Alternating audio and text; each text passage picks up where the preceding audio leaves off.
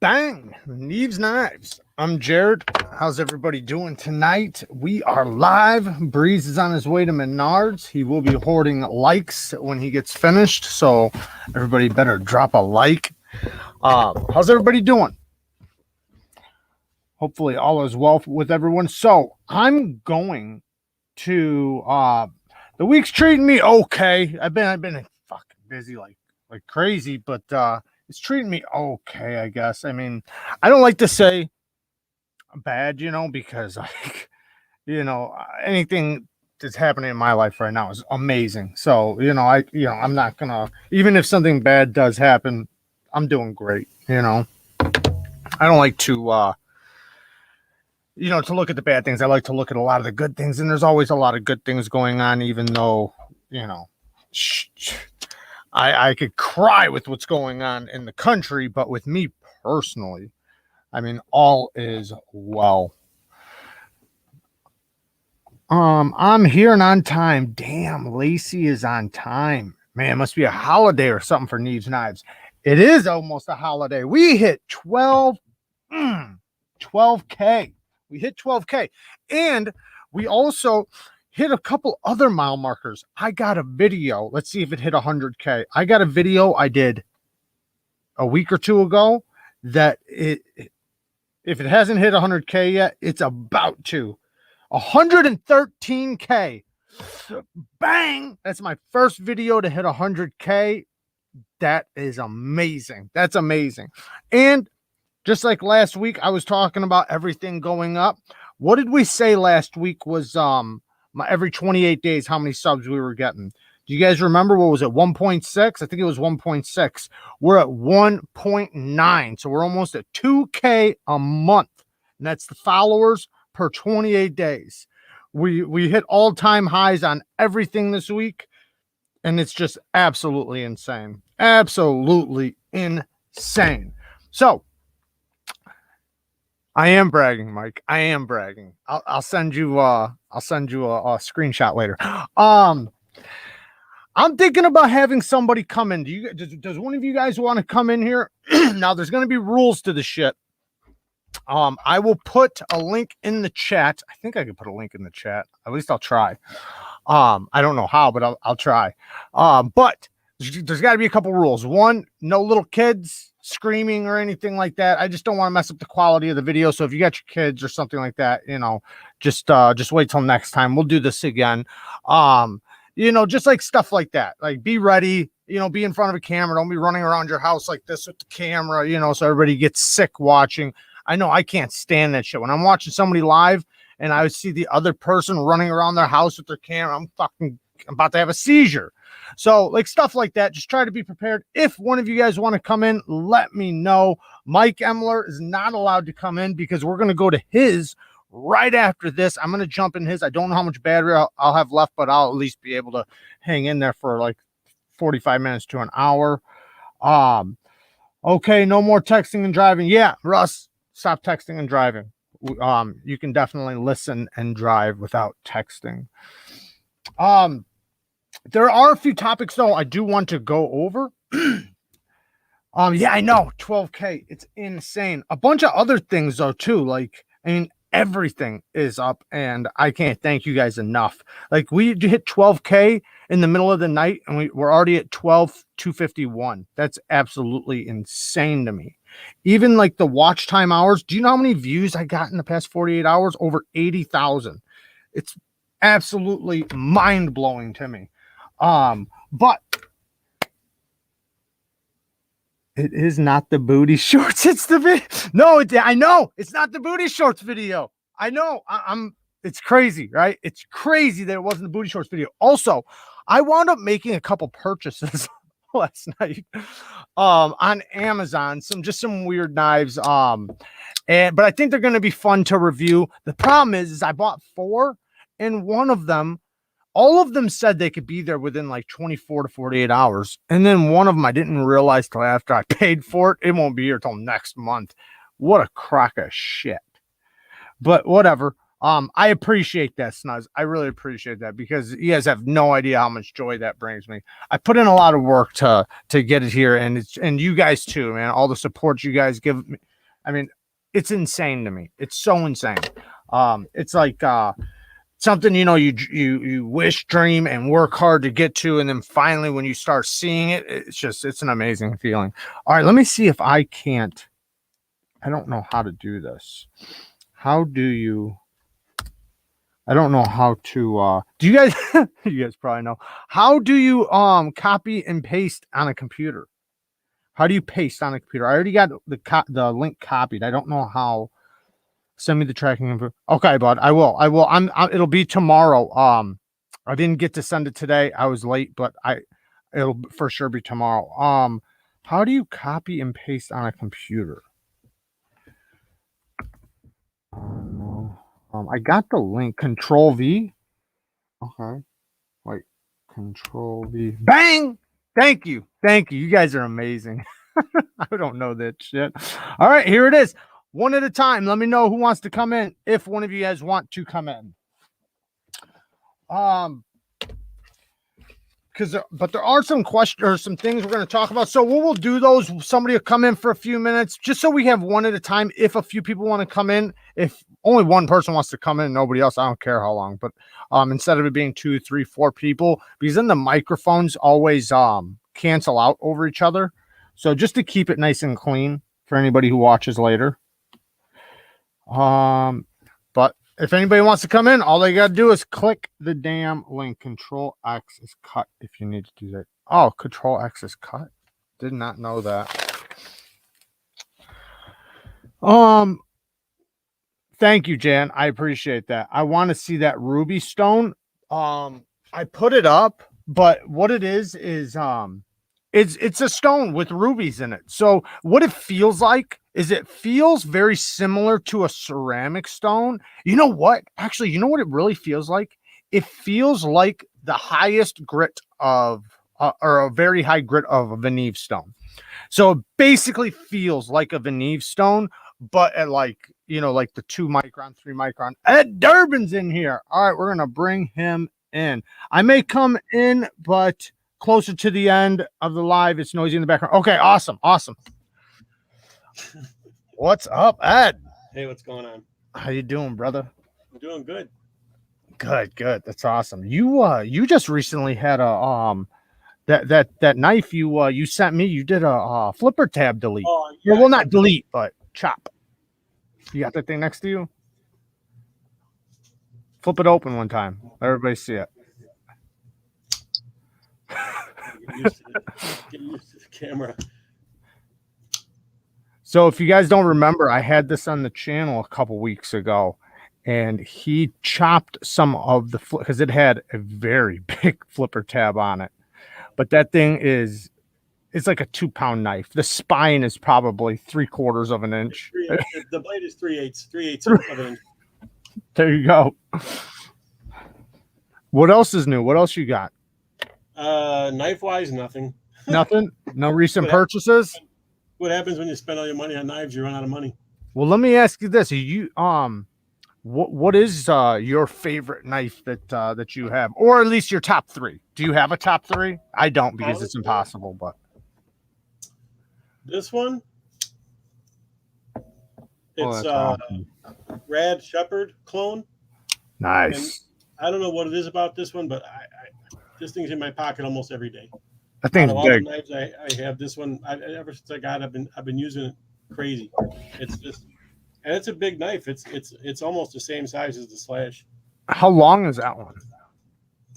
I don't know offhand. I'd have to measure it, but it looks big. they're pretty close to the same size length. But this one is, it's way thicker. Right. It's the same. I don't know of a knife that is thicker than that. Yeah. I mean, I've never seen, except for a machete or something. Maybe.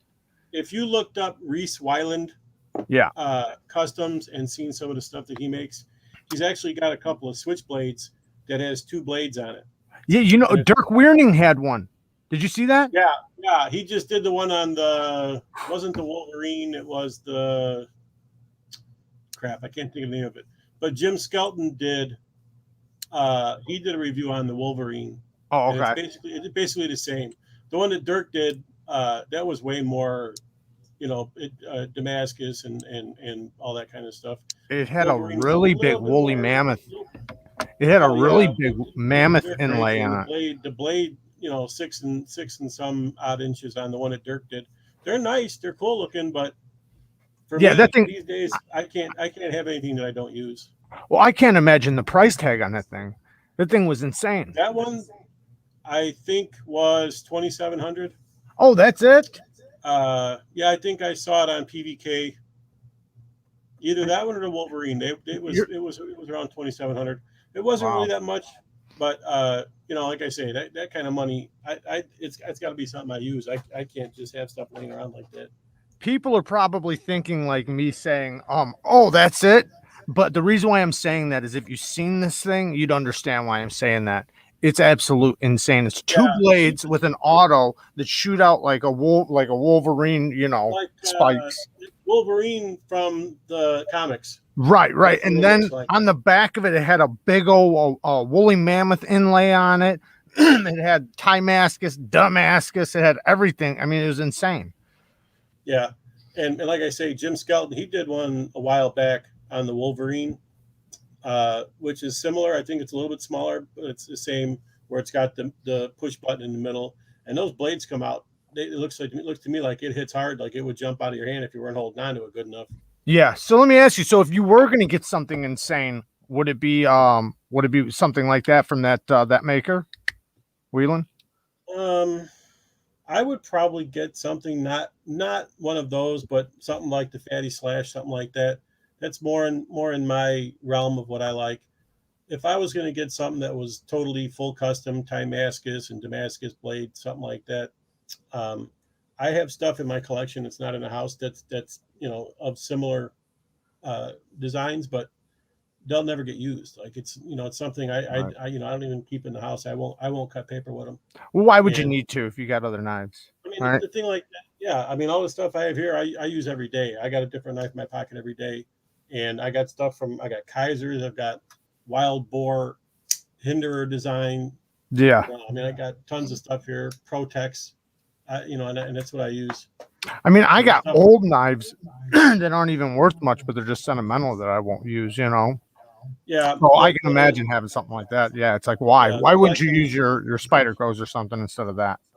I'm not really a big fan of Spydercos. I just mean instead of like a custom, Like if you had something like that, something that's unique, it's one of a kind, it's like an art piece. It's not even really made to be used, to be honest. Some of them, they're made to be, extravagant. That blade that Dirk had the video on, and the one that Jim Skelton had, that's pure Save Queens. You take that out to show your friends, you put it away. You keep it polished, you keep it clean. Badassery. You would never touch those blades to anything. That would be crazy. They're not even practical. The design is not even practical. Right. Right. What do you do with it? Even if you look at Persian designs, like the CRKT Ritual, stuff like that, such a upswept blade, it's really only good for certain types of cutting. So you're restricted to that. You're not going to take it to work and cut cardboard with it.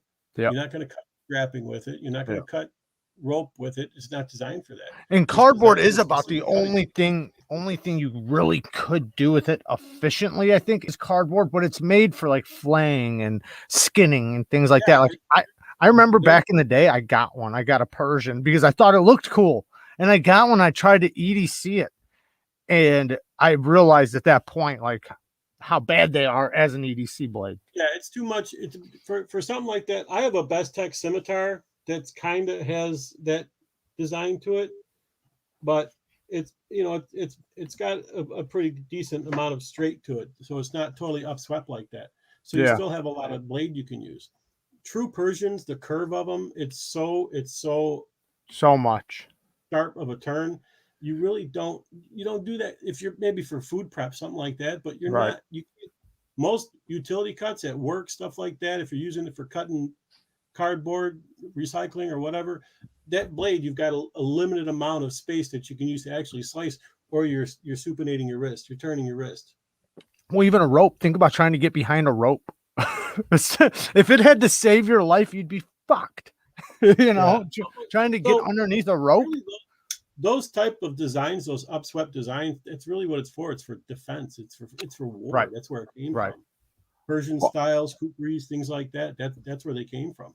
Walt Gilbert, thank you for the donation, man. Thank you for all the helpful info. I've been mooching for months, man. Thank you. I appreciate that. That's awesome. Thank you so much. What is the right behind you? Got some swords on the wall. Wall hangers. Wall hangers. That's still badass. How? Every wall here has a sword on it. Oh, really? I've got 2 swords. If I could flip the laptop around, I'd show you the whole room. I could put up another camera, but I think it's going to be upside down like it was the last time. But what's your favorite one?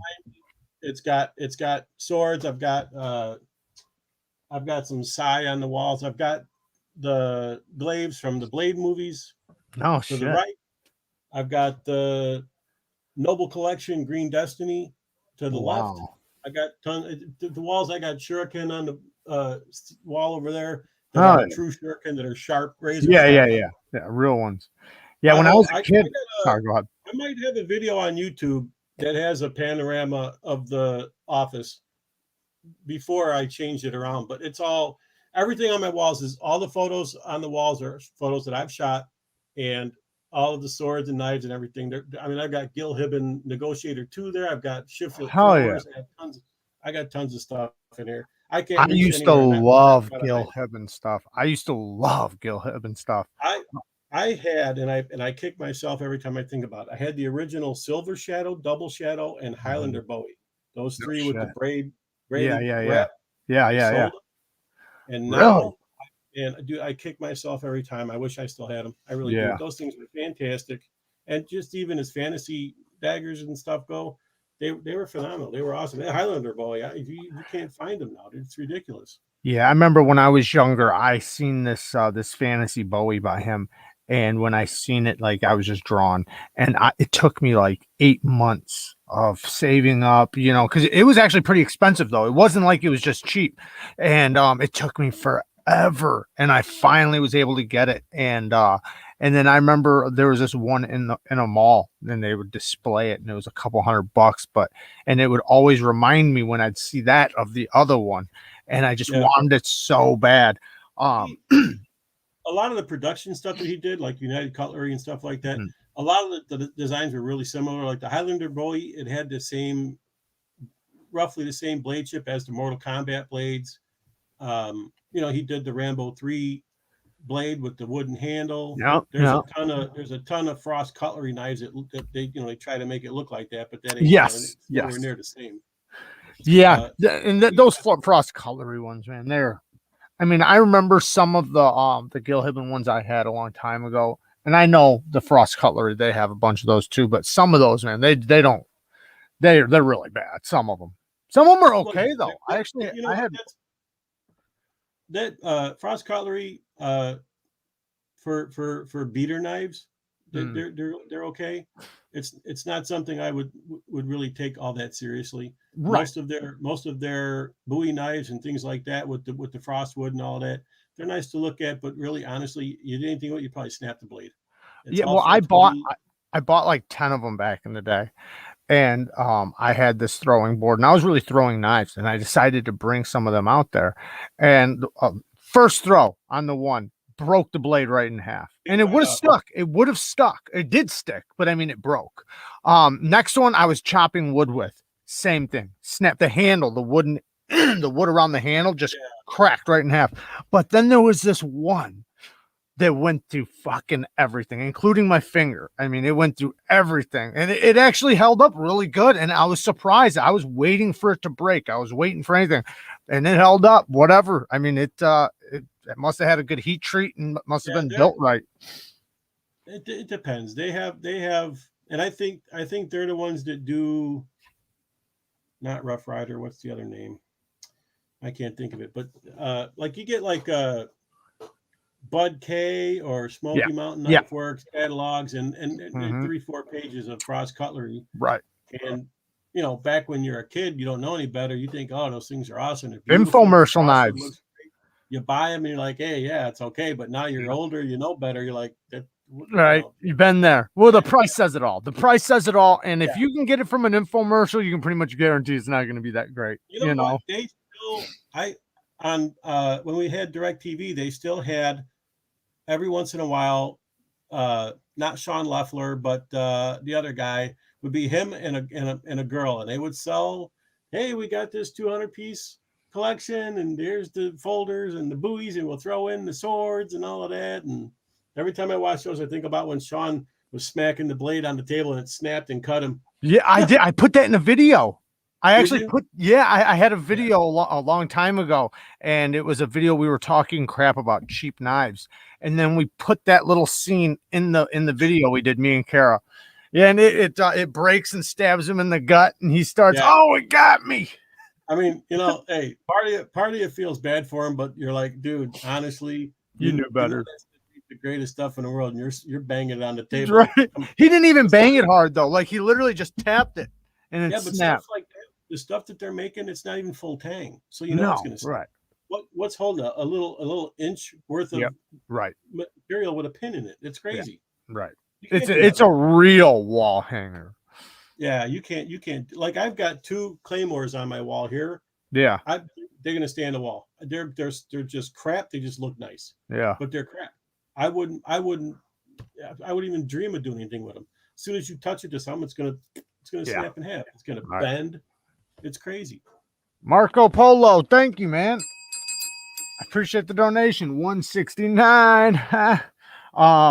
I had a side or a couple sides back in the day, and real ones, like they were really good. They were sharp. They weren't rounded in the tips. And I had a pair of I don't know if you remember these, but you probably do. Do you remember the old nunchucks? And it was brown wooden handles, and it had the dragon engraved in it, and it had the little rubies in the eyes. So I had a pair of those. And I had another pair of nunchucks, just a regular wooden pair. And I traded the one wooden pair, not my dragon ones, because that was like my badass set, for the size. And I don't know why I'm walking down an alley with these size, and I run into this other kid who's got a sword, and he wants to trade me a sword for the size. So now I'm coming home with a damn sword on my back. Oh, I fucked that thing all up. But it's just funny, how I just went from one to the other, meeting kids. Hey, you got a sword. Let's fight it out, kung fu style. What are those blade shapes called? The ones that are like an S? They're like a snake. It depends on what it is.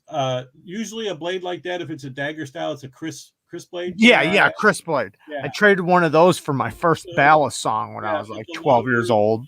Words and stuff like that. They have different names. Depends on the region. It depends on the what people made it. Yeah, right.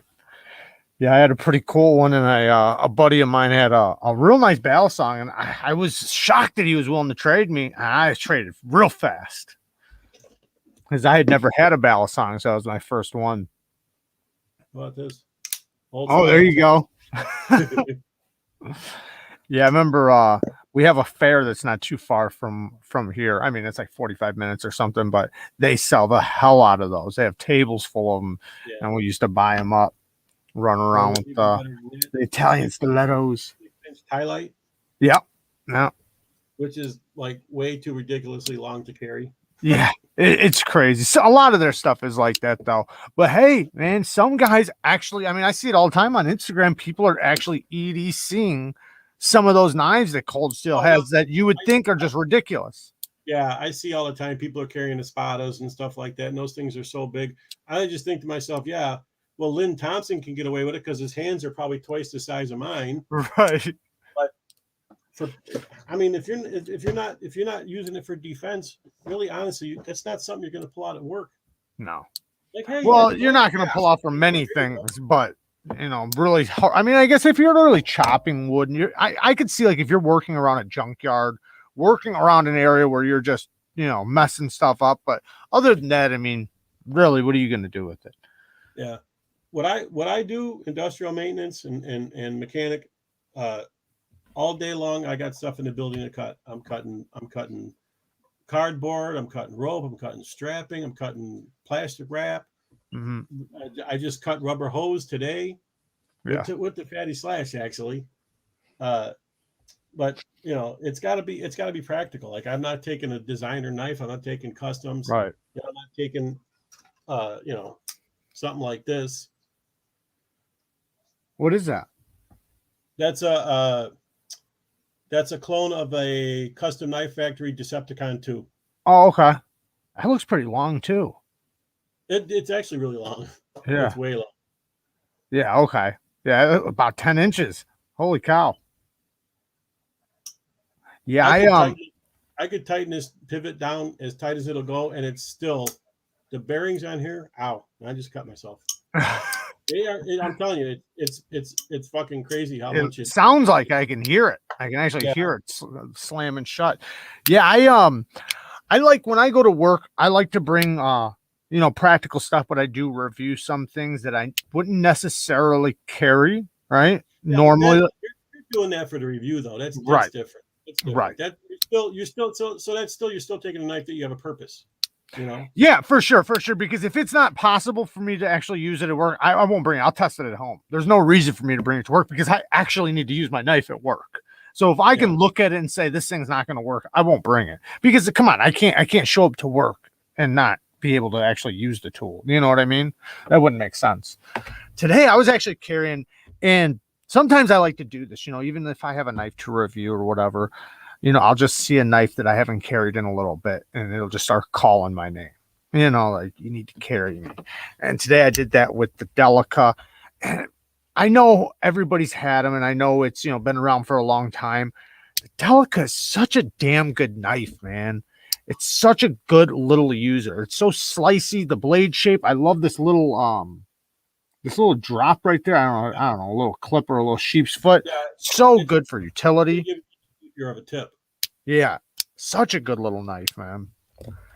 And this copper really makes it feel substantial in your hand. Sorry, go ahead. I don't knock Spydercos. You know, they're good designs. I just over the years, like I've got a Spyderco Police right here. Big Daddy. It sits in my car. I never use it.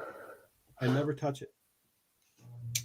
It's too thin. The point is too acute. Mm-hmm. It's too easy for the work I do. Something like that, I'd snap the tip off. I did that with the Endura. I had it for a long time and I loved it. I really did love it, like for around the house, but just certain things, like I found myself neglecting it after a while, even though I loved it though. Like it cut so good, it worked so good, but I found myself neglecting it. So I wound up giving it to another reviewer that I knew would appreciate it. Yeah. That's what I did with the Tucson Nautilus the other day. I haven't used it for so long. And I was like, I want to take that to work. There you go. And that's a good blade too. It's a great blade shape. It's good for you. It's, you know, it's a decent length for choking up for utility cuts. It's great for push cuts. It slices through stuff like crazy. It's a great grind on it. Like the Kaiser sheepdogs, all three of those, the mini, the regular size, and the XL. The XL goes through stuff. I know. Like, holy cow, dude. Yeah. That thing is for a big knife like that, the blade is perfect. It's a great example of good geometry because it's such a good cutter while still being tough too. It's not weak. That's a tough knife. That's a strong blade, dude. It really is. It's got a great pivot on it. It's got a nice, decent sized pivot. It's got a good stop pin on it. I mean, it's crazy. It took me to actually use it though to really understand that, because I'll be honest, you know, and I've said this a bunch of times, so you know, I'm being honest.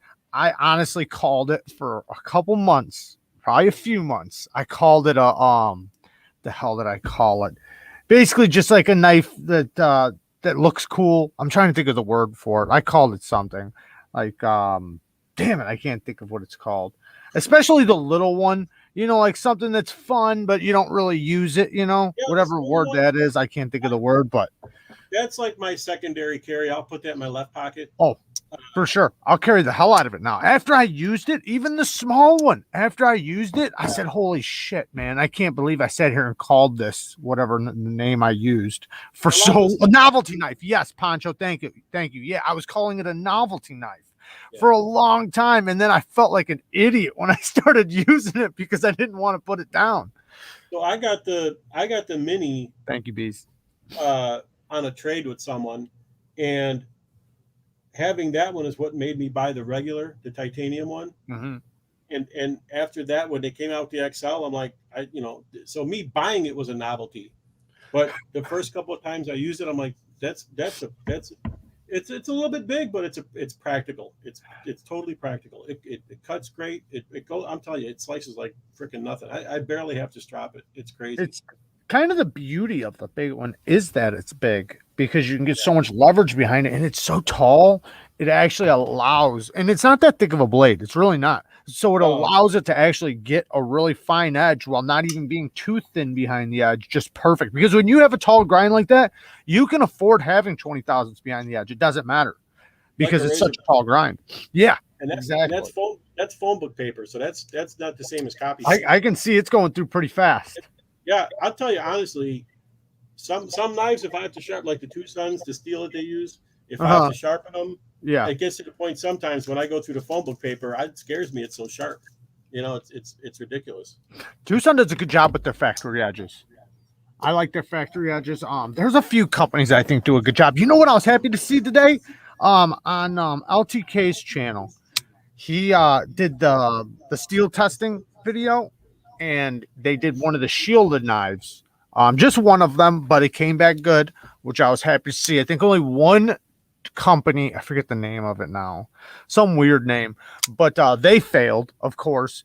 And then I was kind of surprised Eafengro passed, because Eafengro has been failing for years on their steel tests, but they passed.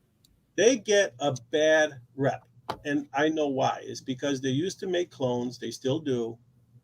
They get a bad rep because they used to say we're using such and such a steel, and they weren't. And they weren't. Yeah. Then he had another video where he proved that they were right. They're look at here's a perfect example right here. A DLC clone that they make. Yeah. This is my second one. I bought one years ago. I paid $18 for it. I beat the hell out of it at work. It's perfect.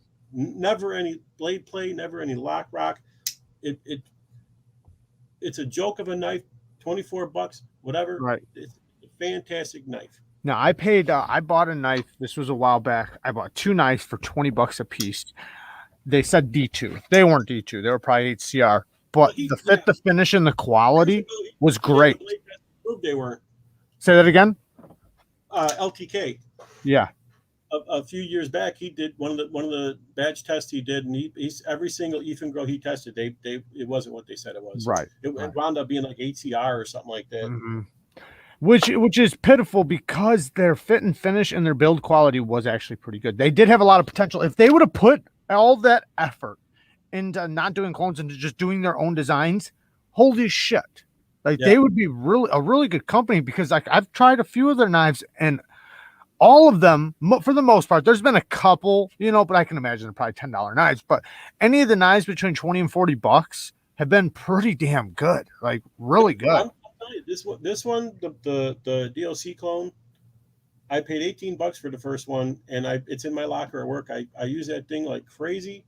I've sharpened it plenty of times, and I've cut steel banding with it, and it never failed. I gotta do this shout out really quick. Shane says that the guy who bought Eafengro vowed to correct the steels, which I guess he has, because LTK did show today that they were right. Shout out to Bees Blades. Go and check out Bees Blades. Definitely sub to his channel. He's doing some funny ass shit over there. He had me cracking up the other day during his live. Awesome dude, awesome channel. Go give him a follow. Go ahead. LTK, maybe earlier this year or last year, he did another video with some Eafengro, and they tested positive for what they said that blade seal. Oh, did they? Okay, that's good. I don't remember which models they were, but I figure, hey, sooner or later, you look at what the heck's the name of the company? They were doing clones, and now they're doing their own designs, and I can't think of their name, but they were getting a lot of beef about it. And they turned around, and now they got their own designs, and people seem to like them. My thing right now is that because of because I can't imagine how many years they put out the fake steel. So you got to imagine, let's say Amazon, right? Amazon's probably backed up with knives that are fake steel. Any company that's selling them is backed up with probably a ton of models that have fake steel. So you won't see a lot of their good stuff because LTK, I don't know if the company sent it to them or not, but most likely. But if you try to buy one off Amazon, you got a really good chance you're still going to get one of the fake ones. There's probably such a stockpile of them. You know, the Chinese makers, they probably make thousands of them. They sit in a warehouse. They ship them to, you know, dealers or to Amazon or whatever. So you're buying stuff that's probably 2, 3, 4 years old. Oh, for sure, for sure. And it's going to be a while. Everyday EDC, just interrupting your flow. Please continue. Thanks, Everyday EDC. I appreciate that, bud. Yeah, it's going to take a while. I mean, they put out a lot of knives. Ding, ding, ding, ding, ding. But yeah, they have a lot of potential to do the right thing. And if the owner, I didn't know it was a new owner, but if it is a new owner, that could say a lot. They could actually turn things around, which would be pretty awesome to see because they do have a lot of potential. But you know, companies like Sam Remnu, right? They actually do OEM work for a lot of companies that we don't know about. And if you knew, you know what I mean? Because I guarantee, I'm not positive about this, but I'm pretty sure they're making the Chinese spider coats. I'm not positive about that. I'm not trying to put out information because I don't know for sure, but I'm pretty sure. The funny thing about that is there is a town in China where probably 70% of our knives come from. Yeah, I heard it was 80%. Yeah, Marco Polo, thank you, brother. Thank you. Look at companies like We or Riot that they're making designs for someone. God, I want to say Sharp by Design, but I don't think. We made some knives for someone, and Riot made some knives for someone, and I think to myself, well, that's not your knife anymore. That's a Riot knife. That's a We knife. It's just your design. You know? Richie B says Sam Remnu does make the Chinese spider coats, so I was correct. And Sam Remnu, thank you, Richie. A lot of their designs are really nice designs. And for sure. I think they do good work. I think that's why a lot of people give these companies beef because they start out making clones and they're making money on the clones. Where were your designs before? Why didn't you just start out with that? Right. Look at how Civivi did. Look at how Senkut's doing. They're not making clones. They're not ripping off design. Right. But who knows, honestly? Like if we really, I'm not trying to spread misinformation because I don't know, but if you went really far back when their first beginning history, they could have had a company called something else, and they could have started out like that and then seen the quality they could do and just said, listen, we're not going to do this no more. Because even knives like the Shieldens, right? When you go on their site, you can see, if you keep scrolling through their pages, you can start seeing some clones. And I talked to them about that. And I said how bad of a look that is. I said, if you're trying to turn into knives like this, because this is great quality, then you might want to switch websites because that's going to be really bad. And you're going to lose probably 60, 70% of your business because of that reason, because these guys know these people. Like they literally know the people's designs you're ripping off.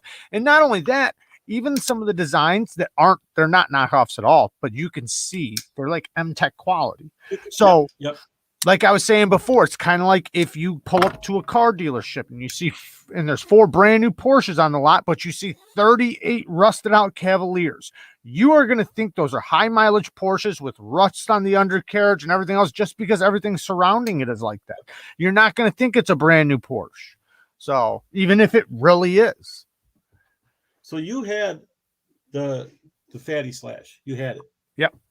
You can't deny, if you didn't know that this was a clone, if you didn't know it was a cheap Chinese maker and it only cost $40 or $50, no, I wouldn't know. You would think that was an expensive blade. Not only because of how big it is, but because of how good the action is. You know, everything on it.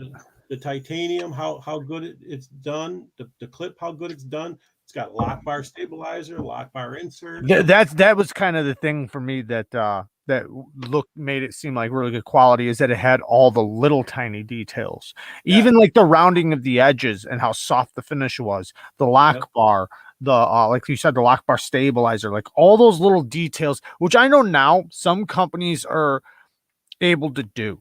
like, and do pretty well because, you know, it's a lot of CNC stuff, and they hire somebody who's really good at CNC. They're not necessarily good knife makers, but they're good CNC people. So, you know, a lot knives are really moving up. I mean, that's why we can get, that's actually why a lot of the damn knives coming out of production companies are even better than some of the customs. Yep. It's hard for the Well, custom makers to keep up.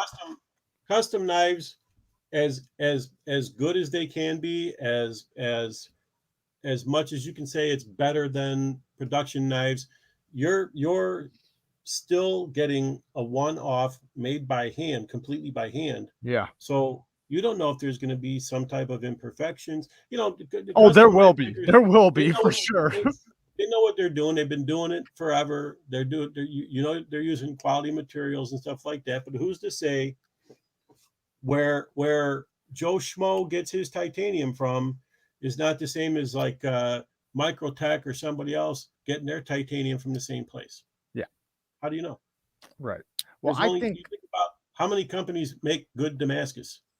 Not many. Not many. So how do you know I don't trust hardly any of them, to be honest. Yeah. How do you know you're getting one guy's Damascus over another's that they're not supplying the Chinese manufacturers with the same stuff?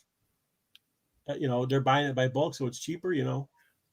I think I kind of expect with say full customs, I'm saying full customs, I expect, because it's handmade. So I expect the little details to be like, maybe they're grinding, right? To be tiny bit off. I expect that. And I think that that's kind of somewhat of the beauty. The beauty is that it's so good for somebody to do by hand, right? It's so perfect for somebody to do by hand. And the fact that a machine didn't do it and they got that good, the little tiny imperfections, it's like, that's okay. You know, fuck, man, that's a lot of work, you know, and just the level of quality and then the years of experience that it took to be able to do that. It's insane. Think about like Grimsmo, where their entire shop is filled with the most expensive machinery, and they know how to use it. So the stuff they make, the tolerances are crazy tight. They make their own bearings. Their bearings are supposed to be fantastic. Mm-hmm. You know. Well, like Knife Sergeant just said, and I've heard this. I haven't tried one, but I've heard this, that Sharp by Designs are about as good as it gets for custom level knives. Like the Evo and the well, like they're custom versions of those. But man, y'all talking about expensive. Holy shit, they're expensive. Yeah. I've tried, like, the best I've tried so far have been the South African makers, and some of them are just insane, like insane how good they are. And you could have, like, I noticed, because I had who was a Harukas Blomerus. I had 2 or 3 of his knives, and you can grab one and you can tell. If you've had one before, you can tell that it's his. The sound is the exact same with each one. It's crazy how he gets that sound with all of them. And then just like the way it is. Kind of like a Ray Laconico design. You know, Ray Laconico design is kind of like that with his, but he uses exotic materials. He does all hand dremeling or filing, whatever you want to call it. And they're very intricate, but they're all done by hand. And it's crazy what he can do by hand. I actually talked to him on the phone the other day. Good guy. Jim Skilton, he did a video with, I don't remember who, custom maker. And this guy, the blade that he was making was a switchblade. And the bolster where the button was, when it was closed, you couldn't see it. It was so machined so perfectly. Mm-hmm. You couldn't see the button. The whole outside of the knife had no hardware. It was all internal. He had special tools to tighten up everything. I can't remember who it was, but the knife was beyond phenomenal. What do you think about Microtech going overseas? Do you have a do you have an opinion before? Well, I think the fact that they're being honest with this now, I don't think they have. I personally don't think they have. I think they've been very, very proud of what they do, and I think the fact that they're coming out with saying it now, and maybe they have, but I don't think they have. But let's say they haven't. Let's just say they haven't, and everybody has loved their work and is bought their knives and spent the amount of money they cost because they're all USA made, because all their hardware is USA made, because all their stop pins are USA made, because they're 100% USA made. Now they're going overseas to make some SOCOMs. What do you think about that? I would never knock any company for doing what they do cheaper, as long as it doesn't translate to cheaper product. So Yeah. when I was into astronomy, I had Meade telescopes, and they're made in Mexico. But anybody who uses a telescope, anybody who has any intelligence about telescopes, knows that Meade makes some of the best telescopes there are. It's I mean, it's not even a debatable subject. They make some of the best telescopes around. Their Schmidt-Casagrins are some of the best telescopes around. They're Well, let made me in ask you, who do you Mexico. think makes the best knives? Oh God, there's no way you could say for sure. You know, I think that's a matter of, Japan is probably the what most people would say. I think a lot of people would say Japan because of their level of work ethic over there. And I would but say I haven't had many Japan. I only have one, so I would say if you go by steel quality, Japan. okay. If you go by material, I don't know, because like I said before, a lot of these companies are probably getting material from the same place as everybody else. Right. Well, unless a company is completely transparent and completely honest about what they do, you have no idea where your knives are being made. No, no.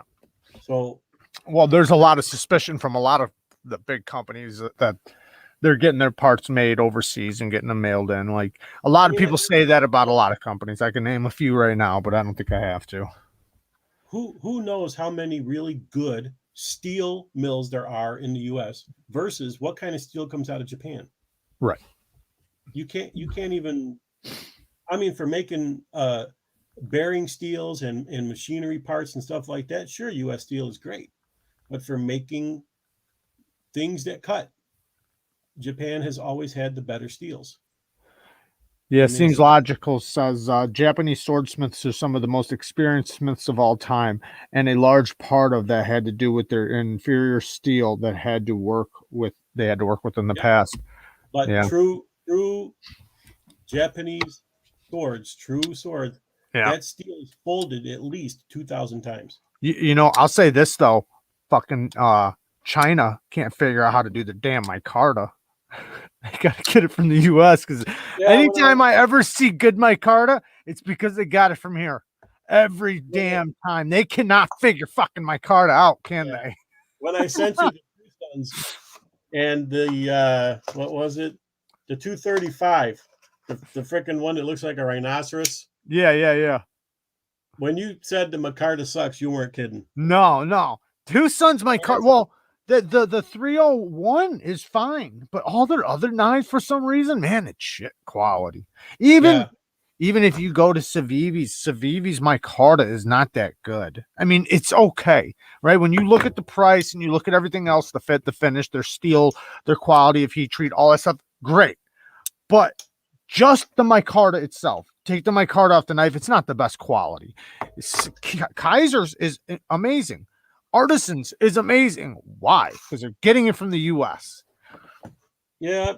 There's Artisan's got a couple of knives I'd like. I've got a Ren and I've got a Apache, I, but that's G10 on the Ren, and I'll tell you what, that new Scoria is really good. I want to get, and I know it's old. I know everybody else has got one, but I only want it because of the damn micarta. But that big feldspar with that micarta, the green micarta, oh, it looks so good.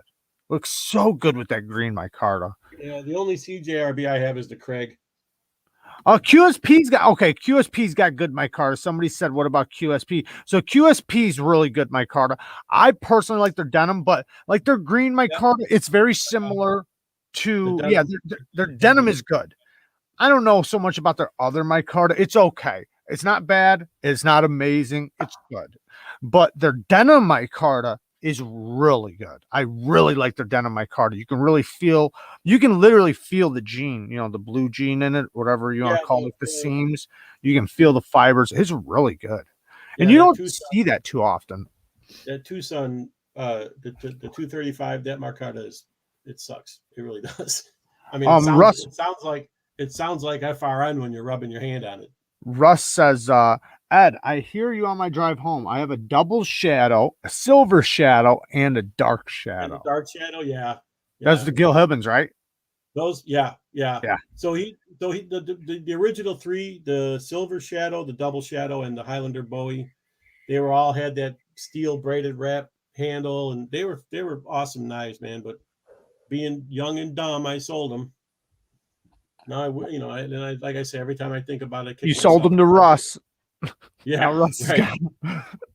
Yeah. Poncho says the real question is, where is QSP getting their Micarta though? You know, I don't know, but I can tell you, you can just ask Blade Banter. He'll let you know.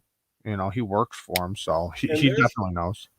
There's a huge difference, and you can tell when you make the Micarta how it's pressed, because the Micarta on the Penguin, the sound of it, the feel of it, it's beyond what the Tucson beyond.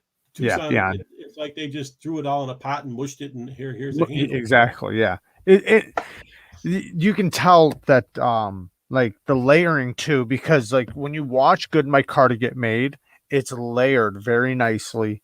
And like I've seen Micarta get made, you know, good quality Micarta too, where they actually they take like a brush of some sort and they actually put the epoxy on it layer by layer by layer by layer before pressing it, before doing all that. But like you were saying about the pressure and stuff, I've noticed like with some, it doesn't look like it's been over pressed, but then other stuff, it's like it's so hard and so dense, and so it's like plastic. It's not even like Micarta. And that it could be a matter of everybody gets their Micarta from the same source, and they say we want the $10 Micarta. That's true. Micarta. That's true for sure. So your process. So the company I work for now, we make seal coating, asphalt seal coating. And the other companies that make it, even if it's a different process, you can totally tell the difference between a $2 sealer and a $3 sealer. Right. Night and day difference. Yeah. So people that want to buy the cheap shit because they want to rip off their customers versus people that'll buy good stuff and do it right, you know. It's the same thing with our knives, our steel, our handle materials, our Micarta, our G10, FRN, anything.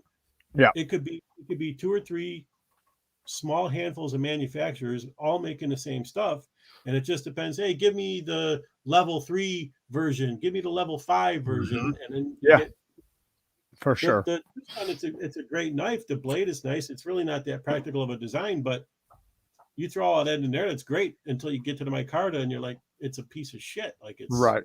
You can see where they cut their budget. You know, they say, this is too much. Let's just get the cheap stuff, for sure, because it's a nice looking design, and it cuts really well. But practicality, using that secondary tip for utility cuts or whatever, yeah, it's fine. But that knife, I think I carried it twice, and that was it. I don't touch it. I hate it. I think it's just the blade is nice to look. If I could take the blade off and stick it on my wall and just look at the blade all day long, it's a piece of crap. Paul says apparently Microtech is trying a new line to get more people into the brand. I think it's only 1 mile. Yeah, it's only 1 mile right now, but it's going to be more. I think the reason why they're doing it is because we have a huge market of people wanting to get, say, the SOCOM, right? Do you know how fast SOCOM sell out? They cannot make them fast enough. Their factory cannot. From my opinion, I think they're doing it as a money grab, which I'm not saying that in a bad way. I don't give a shit what people do for money. Make your money. But what I'm saying is that they can't keep up with the demand of what people want. So if they go overseas, they can actually bring it for a cheaper price and more. And the company who's going to do it can actually make the amount that they need so that they can bring it to the market and sell, a couple thousand of them at a time or however many, it doesn't matter, but for a cheaper price while still making the ones US. So it's not like they're going to stop. It's not like they said, we're not making knives no more USA, only there. They're not doing that. They're just making it there's a lot of companies that do that. So, you know, even, I mean, people will say all ZTs are made or all their parts are made overseas, whatever your argument is, it doesn't matter. They do that too, you know, with Kershaw and things like that. And I don't have no hard feelings about it. I do have somewhat of a little thing in the back of my head that thinks like, man, I was really proud of Microtech because they were all USA made. But then, you know, another part of me says I can't blame them, man. You know, make that money as long as they're still making all USA knives so that they can give that.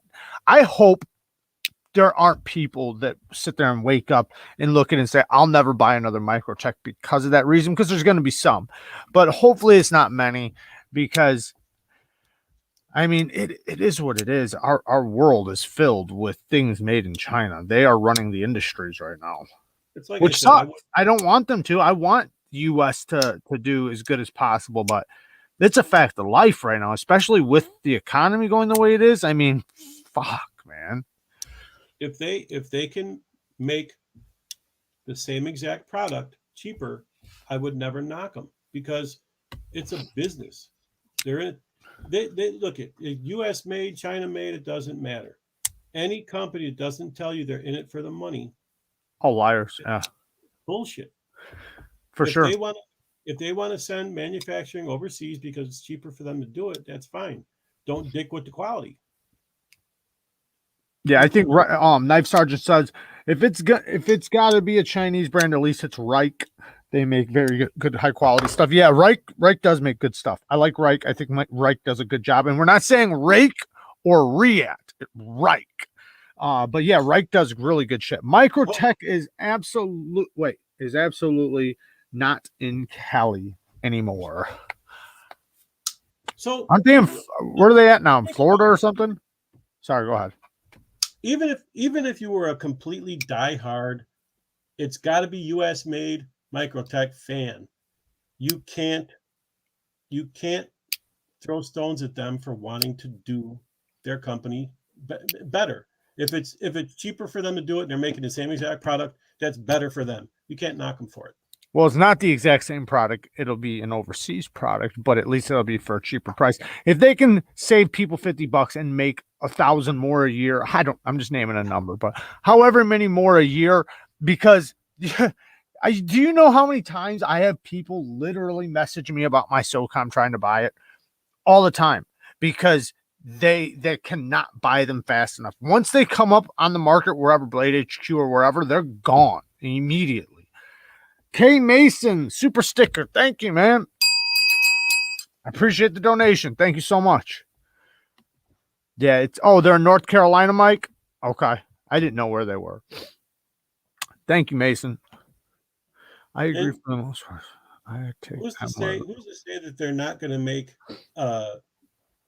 what would be considered for them a budget line? Make a budget line. Make something that's similar to what they have now. Make a budget Halo or that's not a bad idea. Yeah, a budget Micarta. Jesus, I think the reason why they wouldn't do that is because they're trying to prove that they're not willing to cheapen the quality. I think they're going to try to prove that we're going to bring you to the same exact level of quality for a little less money. I think that's what they're going to try to go with. I don't know for sure, but that's what I would think. Because I think people in the back of their heads would be saying like, oh, now they're going to be cheap pieces of crap and all this shit. And they're like, no, the level of quality is still going to be just as good. But that's the thing. You can't until you have that product in your hand and you're able to test it, you can't say. No, for sure. But people will say anything though. People say all kinds of shit. That's what I was saying before. The way that these Chinese manufacturers are making these knives, and they're cheap as fuck, but they're like tanks. They'll go all day long. It's decent steel. It stays sharp. The titanium's great. The bearings are great. They got the same bells and whistles as everybody else. Lock bar stabilizers, steel inserts. How do you know Microtech or Spyderco or anybody else sends their production overseas? They're not going to make the same exact quality as everybody else. For sure. Well, we see what they're able to do. Let's be real. They're able to do things that a lot of the USA makers can't do because it winds up costing too much money. There's an exo set right there. Nice. Is it Little real? Little dinky baby of a knife, but Yeah. it's not. Jared, would you agree Kaiser made the biggest move out of all the Chinese blades this year? Yeah, I think so. I would put Tucson in there, but they started it last year. So just specifically for 2021, yeah, I think Kaiser's made the biggest moves. And I think a lot of it had to do with Concept coming up, because them separating and Concept doing their own thing and it becoming competition with somebody that they were close with and possibly had some beef with. I don't know, but they did come out swinging this year like crazy. Now, other brands did too, to an extent, but just in a different way. And I think Kaiser did it in the best way possible for the people and for the products that people buy, meaning like bringing good steel for a lower price, good materials for a lower price, and making amazing designs. But like Civivi, they did a lot, right? They did a lot, but then they also did a lot of the same shit, just a little different. So, and everybody says that, you know, that's not just me saying that. Everybody says that, in which I love. I love their work. I think we and Civivi do an incredible job, but you can't deny some of their stuff is just like taking the same knife and putting a thumb stud on it, taking the same knife and doing this to it. I mean, how many people are trying to say that they ripped off Ferrum Forge with the what's it called? I forget the damn name of it, Kashi or something, the Sakshi or something. Mike says if he could find a design that would sell as fast as the SOCOM or the Cellcom Delta, he would probably send it overseas as well. I mean, I don't blame him. I mean, I know, I can imagine, especially right now with the way everything is going, you know, with business and the economy and prices going up. You know, think like, you know what? Just like how what Skelton said, if every knife company in the US specifically, if every knife company could come out and say, we're raising the prices by 15% this year, every year, it'd be a different story. If everybody would deal with it, people won't deal with that. People will literally leave that company, even though the only reason why they're doing it is because their overhead went up 15%. It's like, listen, everything else for me is 15% higher. If fucking shit rolls downhill, you have to pay 50% more. And we see that from Benchmade and Spyderco, but some companies don't really do it so much. And at a certain point, it's like the knives are so expensive. It's like, how can you charge that much more? I mean, they would like to because of their overhead, but it winds up becoming a thing where it's hard for them to do it. And if they want to bring it to you at a price where you can pay for it and you're going to buy it, they might have to do some stuff overseas. Mike was talking about Medford. Okay, I see what you're saying. I see what you're saying. I'd like to have a Medford, but that's a little bit too pricey for me. It is very pricey, but yeah, I love them, man. I think I love all the U.S. dealers, man, or all the U.S. makers. My heart is definitely with the U.S. makers. I have a ton of knives I love overseas and a lot of companies. I really do. And then, and you know, kind of like Skelton was saying too. I'm not trying to take his words, but a lot of them are just knife guys, man. Aside from their government, right? It's kind of like us. We're not our government. Yes, their government's going to make from everything they do. Of course, it's a communist country, but that doesn't mean they're still not knife lovers, knife makers, you know, knife enthusiasts. You know, they don't have families. They're not still, you know. So it's like, just because they're over there, you got to kind of separate, which I know in a lot of cases, it's very difficult to separate them from their government because they're going to follow rule of their government. But in a lot of cases, they could be, you know, just like me and you, just, you know, doing their thing, making knives. They love knives just the same, and they get excited about it just like you and me, and they just want to bring a good product and do the best job they can and, you know, make their customers happy. I mean, I've talked to a lot of them, so, you know, I know how enthusiastic they get and how happy they get with their products.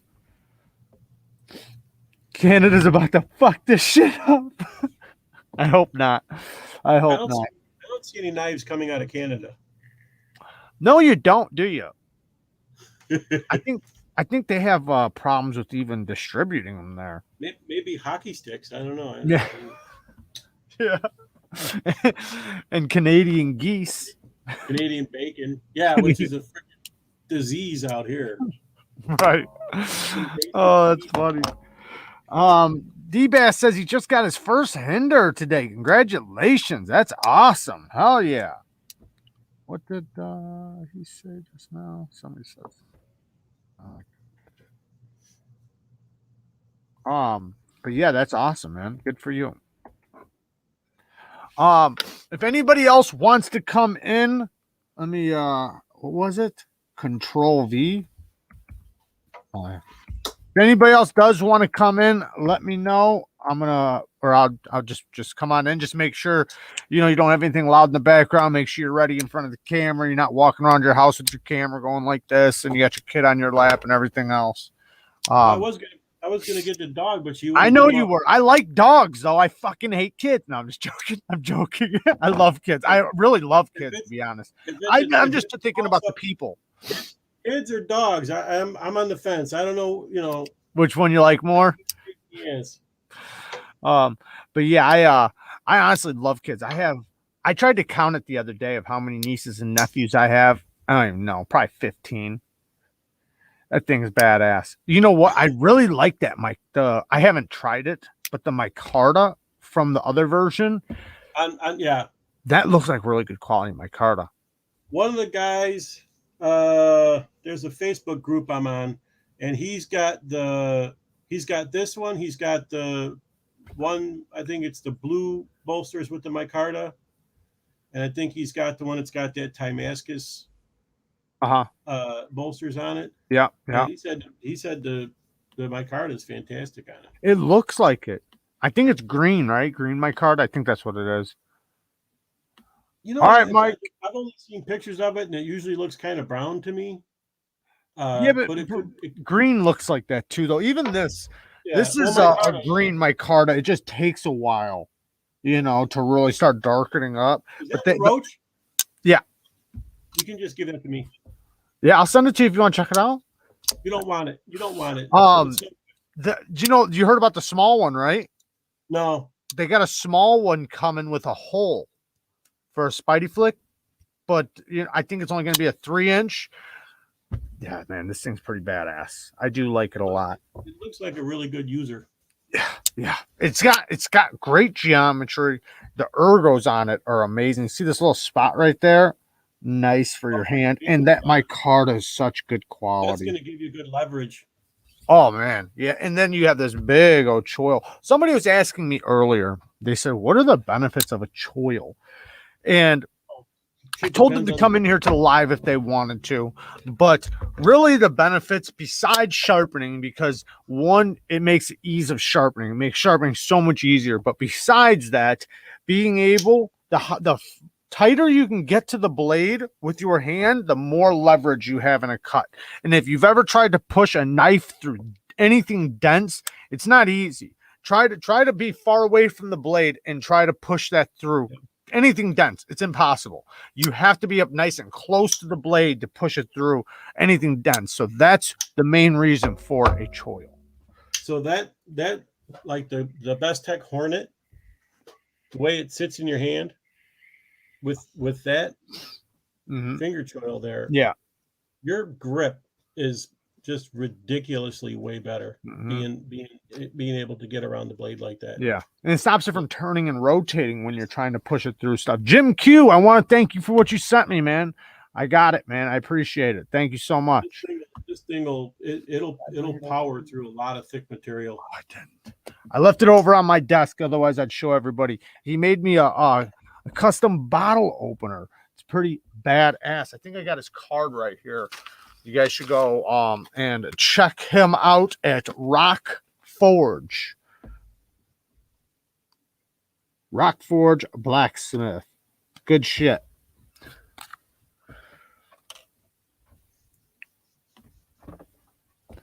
This is a literacy test. 1 equals pass, 2 equals fail. Please answer 1 or 2. Fucking breeze. The best egg hornet is such a loud knife with that handle scale. Yeah, some people like loud though.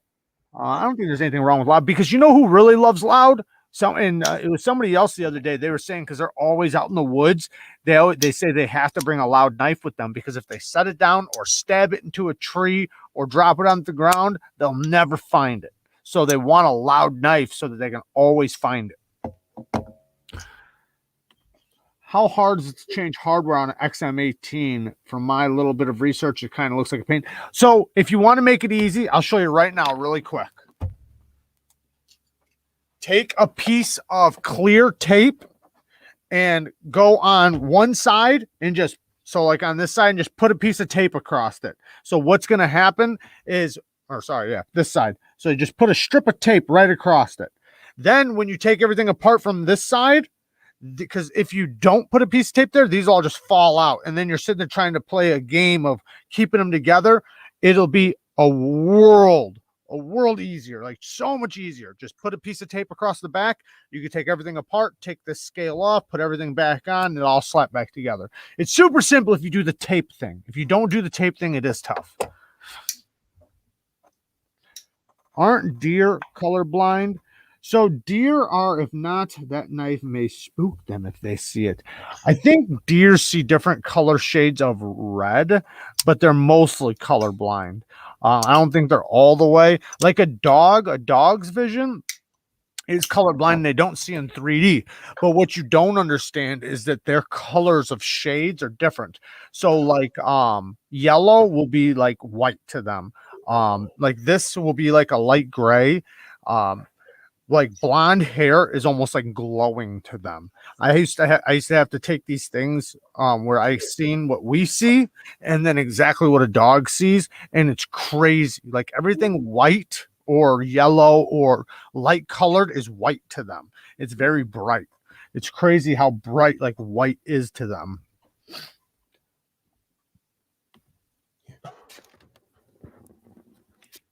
Oh, we got the pup.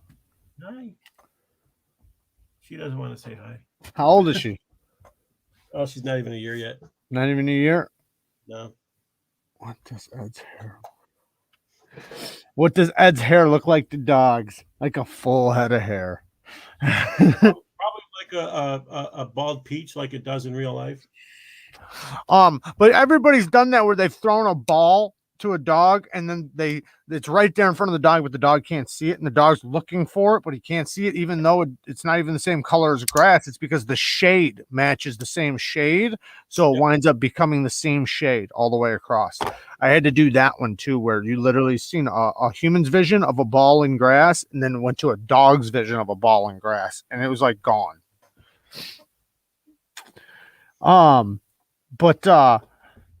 So you got anything you've been eyeing up lately that you're thinking about or that you're wanting to get? I know we want to get everything, but something that on the back, the roach. You're gonna send me that roach. Yeah, I'll send it to you. I'll send it to you. No problem. I'm trying to think of something I'd swap you for, but I'm not giving up that Goliath, so you can't have that. It's let me ask you this. Have you seen the two different ones? They have this one and then the one with black micarta. It's kind of hard to tell the difference between the micartas because they almost look the same. Which one would you rather have, the green micarta or the black? Remember, the black after a while is going to turn black. I'm like a neutral color. Most of the stuff I have is usually black handles, but like the QSP Penguin with the blue denim. That's a great color. I have a few tan, FRN handles, stuff like that. My preference is neutral colors. Like the titanium slabs. I don't usually do anything to them. I've got a rad cleaver here that I did file work on it, but you did that? Yeah, I did that. That's awesome. Good job. Hell yeah. Yeah, it's awesome until my arthritis kicks in. Right. I got Crap, it's in the car. I was going to show you my wallet. I engraved my wallet. But...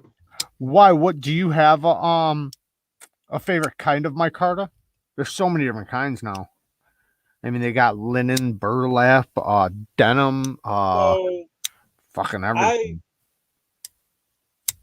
I don't really have a preference. I like the micarta on the penguin. That's probably my favorite because it's like weirdly soft, but it's not soft where you feel like it's coming apart. Yeah. Like it's all right. Phenomenally. And that's the way this stuff is super soft. I mean, like it's on another level of soft. I know after you handle it for a while, it's not going to be as soft. Your oils are definitely going to coat it, but brand new, fresh out of the box, it's furry. I actually got oil on that when I was doing the bearings, and the oil got of the pivot and got on there. It just soaks it up. Yeah, but it didn't do anything to the feel. It discolored it a little bit. Oh, that's good. The feel of it, you can't tell the difference. This micarta is done probably more perfect than other micarta have had. I hope that's what happens with this one. No, D-Bass, all you need is a thick flathead. You can use a penny if you want, but use a thick flathead. This little part right here, what you do is you get a thick flathead right there. If this won't just unscrew, because sometimes you can just put your finger on this side and hold it and then unscrew this side. If that doesn't work, get a penny and get some wire cutters and just make yourself a little tool like that. Or you get one of these. Or you can get one of those right there. I usually just make one. I make one every time I take it apart. I just grab something and I make. Oh no, I actually bought some parts now. So now I got some parts. You can get it from Ace Hardware. You can just go and look at the bit sets. You'll find the one with the 2 prongs that fit. They have a that's a security bit. It's right. A two security bit. They'll fit in those. Yeah, they'll fit. But you don't need to buy one. You can literally make one. You can use. I use. Like I got a piece of freaking Latrobe M2 steel here. I use that. Right. Like whatever fits in there. Yeah. A wide flat blade screwdriver, the spine of another knife, anything. Right. Exactly. Just that other part with the 2 prongs, you just might have to cut something out. But it's easy though, you know. I love the look of a Tanto, but I don't enjoy using them. I think if you had the right Tanto, because I've had the same thing, but when you get the right Tanto, when they're nice and thin behind the edge, and the front part, the flat part, or the first part of the edge isn't stupid thick, because when it becomes stupid thick, that's when that's unusable. But when they're both nice and thin and you got that secondary edge, I wish I had a Tanto up here to show you, but that when you get that secondary edge that's really, really sharp, then you can use it like a utility blade. I don't have one up here. Here's the TS06. But see how that's like a Japanese one, so it doesn't have the acute tip. Your secondary tip because of the blade, the blade jack. It's barely there. But when you get those secondary tips though that are nice and sharp, you can really put those things to work.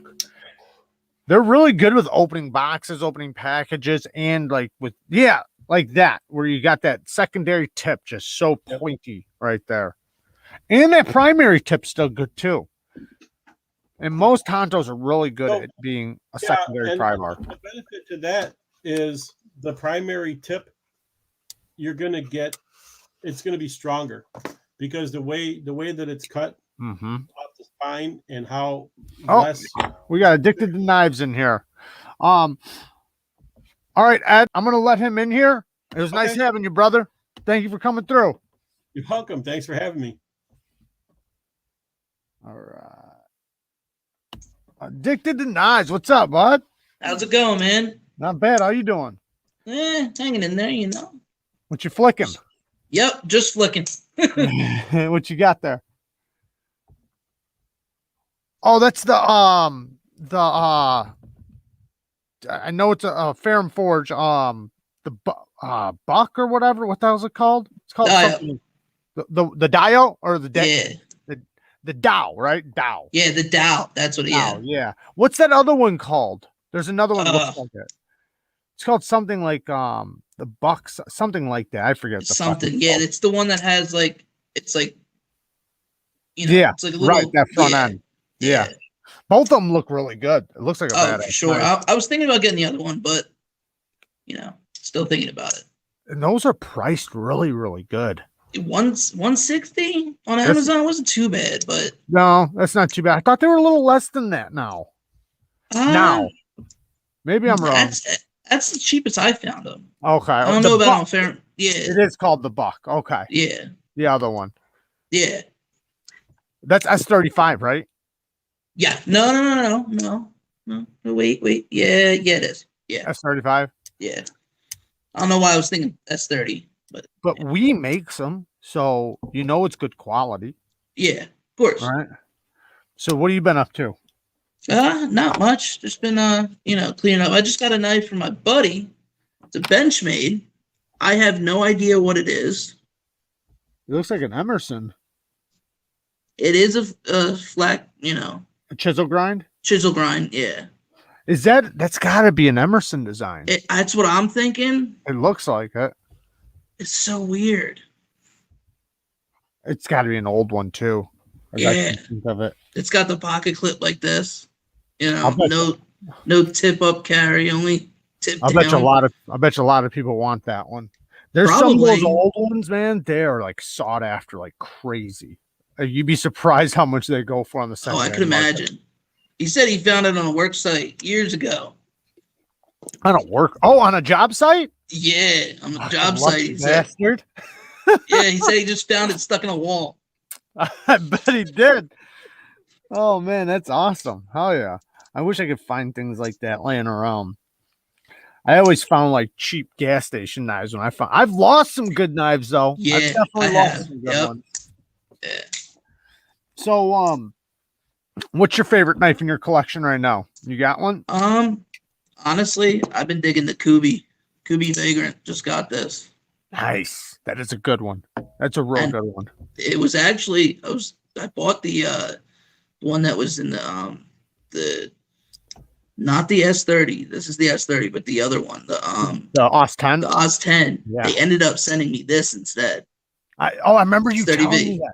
You know, that's crazy because Yeah, I reached out and they said keep it. Oh, that so. was nice of you. Most Yeah. people would have been like lucky. You know, did you see that new one that they got coming that looks very similar to that? Which one? I don't know the name of it. So they got like 8 new knives coming. I have a couple of them. Well, I got a few of them on the way, but there's one that looks almost identical to the Is it in G10. Yeah. it's G10? Yeah. I have this one, which I forget the name of it. No, but that's one of the new ones. I got that one coming too. How do you like And that? then CM Design. this one. This one. I think that's the one I'm thinking of. I love this one. That's exactly the one I'm thinking of. It's a front flipper. Yeah. And it's just Put the two up together like this with the Vagrant. What's the size difference? Yeah, what's the size difference between those two? Because I couldn't help but think how much they looked alike when I seen it. Yeah. Yeah, they're very similar. Yeah. Yeah, that thing looks sweet. I love that. It's almost like a spear point blade, but not really. It's a drop almost, point. but it has that. Yeah, a nice little wedge. Yeah. But it's got this flat. Oh, it's so good. How do you like that other one? The first one you pulled up. This one, it's a beast. It's definitely big. Yeah. It looks like definitely big. Yeah, that looks sweet. Yeah, I got those two, and then I got 2 others on the way. I seen the 2 others. I forget. I don't know. I got into like a little Kooby kick recently. Yeah, I did the same thing. Yeah. The other one, it's got a really weird blade shape, almost like a spike. Do you know which one I'm talking about? It just I know it. Yeah. It's like it kind of has like this kind of look, but bigger, taller right here, and just goes spink. Like I think I know which one you're talking about. Yeah, it looks crazy. It kind of looks like, let me see if I can just draw it really quick. The blade is like that. It's just Yep, exactly. Yeah, it's It's got a actually hole? has this whatchamacallit, this handle. Oh, It's does it? almost I like don't know. I can't remember the handle. I can always it's just almost remember like the damn this. blade. This is like the same handle as this. That's a cool one too. This is Geo. This is their Oh, like that's off but brand. that's still Kooby though. It's Kooby, yeah. But this is, I thought this was like cool. I switched the you know, the G10. the scale. Yeah, I switched the scale to G10. So What did you get? 2 of them? yeah, I have the other Vagrant, the regular one. Oh, okay, I okay. I gotcha. So it's the Yeah. same exact scale. Same exact, like literally same exact scale. That's hilarious. Like How's to the the T. reverse flicking action on that other one, the new one? This one, Yeah, it's actually pretty good too. is it? Because it looks like there's better access to the hole than there is on the A lot Vagrant. better. Yeah, it looks like it. Yeah, the Vagrant's kind of hard, especially. Yeah, it is a little weird. Yeah, You it's know what like I you think can't it put is? your full finger Right, in there. right. You know. I think it's because it's chamfered. If they wouldn't have rounded the edge, if they wouldn't have chamfered the edge at all and just left it sharp, it'd be really good. But they rounded the edge, and sometimes you can get your meat of your finger in there. Yeah, it's kind of Better. the same way with this one. You got to do that too. Like you can use your nail on I was this looking one. at that one too. This one's How pretty is good. that? It's good. It's really good, but man, it is thick. Like Yeah. it's thick. Like and this is the weird thing is that it's so narrow for such a big handle. So from here to here, it's like crazy thick. So it almost doesn't make sense, but I realized that it's okay for this because this knife is made for just utility cuts and it makes the tip super strong. So you're not going to have to worry about the tip. And it's not really made for like slicing. You can slice with it. I broke down a bunch of cardboard with it. I cut some straps with it. It works just fine, but it works really good for opening things up. And you don't have to worry about that tip. There's a lot of jobs I do at work where like I can be worried about the tip because I don't know what's on the inside or the other side. And there's been so many times where like I'm done at the end of the day and I'll look at my tip and it's rounded. You know, with something like this, I'm not gonna have to worry about that. It's literally like a spike. I mean, literally like a spike. It's so crazy. Like if you look at this, like look at the difference right here. Jeez. Yeah. Maybe if I put my face in front of it. You know what? I'll go like this. Yeah, that you could tell. See how thick that thing is? It is so thick. That's like as thick as the whole thing. Right. But you wouldn't be scared to stab. You'd stab this thing into a tree and not worry. So it's a spike. So whatever, man. That's what it's for, I guess. Yeah, I wish I could use my knives more at work, but you know, working in a hospital is a little. We got them talking about. Oh, Charles is talking about. I don't like the idea of Omega springs breaking, but they are an easy fix. You can make them yourself by buying memory wire, or you could just order them from Etsy for $6 a pair. Literally, you could just spend a few bucks and get spend I don't know, $24 and get a few pairs of them. You'll never have to worry ever again. That's what I did. And I've always got extra pairs because of it. And the ones from Etsy are actually better than Benchmades, way better than Benchmades. So go figure. Right now, 103 villages are missing their idiot. Hit the like button. Thanks, Breeze. I switched out the hardware on my MK1G2 Mini right off the bat. I can relate to not being able to use a knife in the workplace. School buses are one of the least friendly knife places. Yeah, I bet. Yeah, you don't want to go on the school buses with your knives. That knife that Dirk Weirding reviewed was the Wheelin' Direwolf. Yeah, there you go. The Wheelin' Direwolf. Man, that thing was crazy. Did you see that? It was Direwolf? Yeah, he reviewed it. It's an art knife, but it literally has like a trigger in the middle of two blades, and two blades snap out like claws. Yes. Yeah, yes. Fucking crazy. I would have thought he said it was like $2,800 or something. But man, I gotta imagine. I thought that thing was gonna be way more money because even just that one inlay on the back is like this big, and it's a woolly mammoth tusk. That's nuts. crazy. Yeah. I mean, that's like fucking dinosaur bones. Seriously. Yeah. And then the rest of it too is all crazy materials. Like he said, though, that's not something you use. That's something you show off with. Something, Yep. you know, it's just cool. Well, I just purchased the Hinder Ranch Hound hardware. Wait, I just purchased the Hinder Ranch Hound hardware and tie scales. I hope the dog likes it. There you go.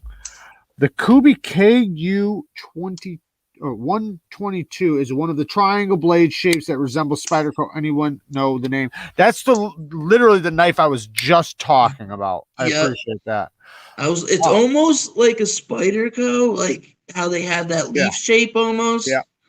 It's very sharp lines for Kooby. Yeah. And Kooby does do some sharp lines though. Yeah, with a full flat. Yeah. What's everyone's thoughts on Magnacut? Do you guys think it will live up to the hype? I do think it will live up to the hype. And I'll say I think it'll live up to the hype because of a couple reasons. One, because of who made it and who's advocating for it.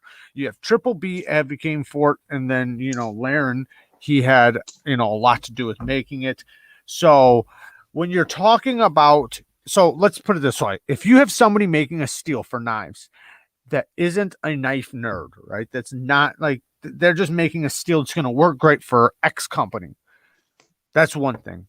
But Laren is a knife junkie. He's a knife nerd. He loves knife steels. So you can be guaranteed he was trying to make the most impressive thing. He was trying to make literally the things that we love in knife steels in Magnacut. And when you listen to other companies or other knife people that have tried it, and I'm talking about specifically like the companies, you know, like Demco and Chris Reeves and all them, they're all saying it's amazing. So, I mean, that says a lot, you know, it's not like it's just anybody saying it. So I'm very excited to get my hands on it and sharpen it and test it. What's your thoughts on it? You got any thoughts on it? Sorry, I'm fixing my mic. Can barely hear you, but I got you though. Yeah. Can hear you now. Let me turn this down a little bit. I hear you real loud. There we go. Everything good now? It's not too loud. It is very loud. Yeah, it's almost too loud. I don't know how it is for them. I got Jared Price, Walter Randolph. It's easy to custom. How about now? Yeah, that sounds a little bit better. Better. Yeah. Spirited Whiskey's in here. What is up, bud? I got Jared Price, Walter Randolph, and Brandon Corbin all hooked up with a chunk of CPM Magnacut. It's nice because it's easy for custom make because the heat treat properly 62 to 63 HRC as well. And I also heard while it has such a good performance in all the ways we want of a knife steel, it's still reasonably easy for them to grind because, you know, some of these super steels, you know, like let's say 120 Rex 121 or, you know, you guys know all the steels. They're going to be so difficult and go through so many belts. And it's just, it winds up becoming ridiculous for companies to do. But when you can get a steel that's easy for them to grind without being easy because it's a cheap steel, I mean, that's some wonder shit. So I'm really excited about it. I'll be honest. Like I'm like holding back right now on how excited I am about it. I do really want to try that stuff.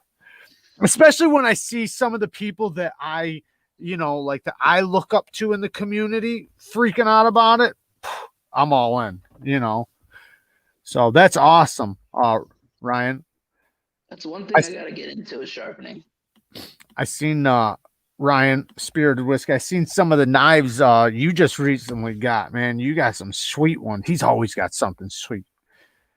He's not too far from me. He's right here in Chicago. He's into custom knives. We did a couple videos together. I don't know if you guys seen it.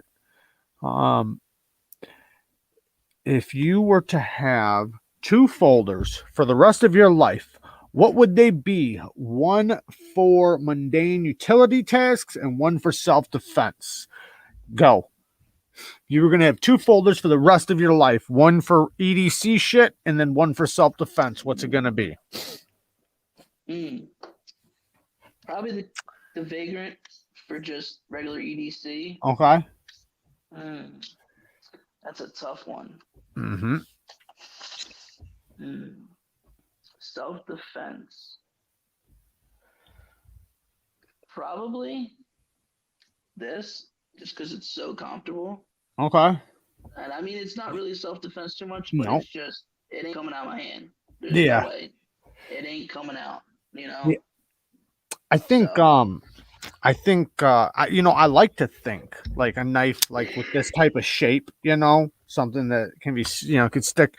But I think about the Yo Jumbo, right? And the Yo Jimbo. I wouldn't want to maybe use the Yo Jumbo, but maybe the Yo Jimbo, you know, the smaller version possibly. But for regular EDC carry and stuff, ooh, man, that's just a tough one, man. I like so many different kinds of knives, but if for just an all-around EDC, the TRM Shadow would be a really good EDC.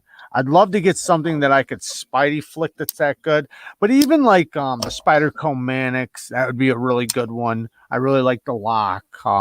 You can get it in different steels, so but yeah, because if that's the only thing I can have is one, right? Don't ask me those damn questions. I get to ask people those questions. I don't like answering those fucking questions. Yeah, exactly. I mean, it's just a great EDC. It really is. You know, I love carrying other knives, but when I just think about if I have to just have one EDC knife, you know, and even like I was saying earlier, like with the Delica, this is such a good little EDC knife. It's not quite as big as, you know, I like with the Mannix or the PM2, but for basic EDC knife, this thing is amazing.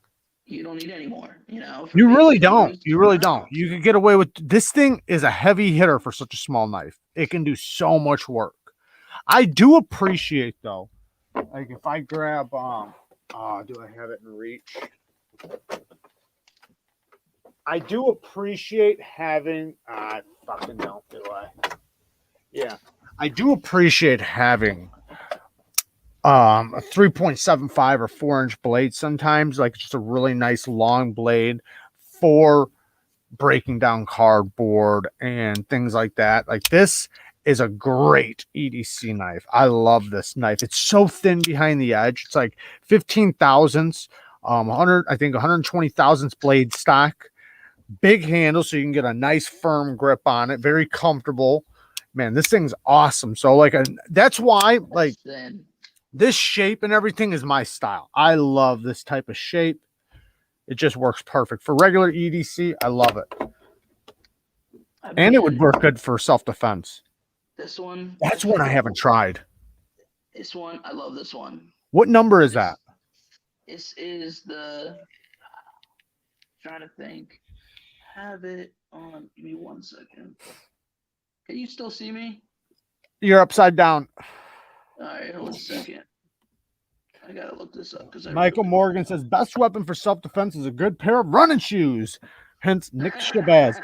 Yeah, you know, I agree to an extent. But I don't think of that as self-defense. I think of that as a tactic, right? Because self-defense isn't about you in a chase or getting away. That's a line of defense. Self-defense, though, is when they catch you. That's when their hands get on you, right? Somebody goes to swing at you, you can always run. Somebody goes to kick at you, you can always run. But when someone grabs you, you have no choice. That's when it's time to throw down. I don't give a fuck who you are. You're either getting your ass whooped or you're defending yourself. You can't run from somebody who's attached to you. That's true. Yeah. I've seen somebody before. I've seen people try to run and literally it winds up becoming the worst mistake because they turn their back on their threat. And I've seen people get dragged for that shit. Like literally knocked down, beat up, dragged across the ground, their heads kicked in. Like I live in Philly and I work in Kensington, which is like the worst of the worst, you know. Yeah. And I can imagine. When there's multiple people, you know, it's the worst thing. That's literally what I was just talking about was multiple people. That's why the guy ran. The guy ran because it was multiple people. And I've seen this a few times, but I was specifically talking about one time where the guy literally turned around to run and he wasn't outrunning him, obviously. And they caught him. And also, you know, I think when somebody expects you to run or try to run, you give off the body language. Like you have like that thing where you're like, you can tell you're like looking for a way. Think about a dog trying to get away.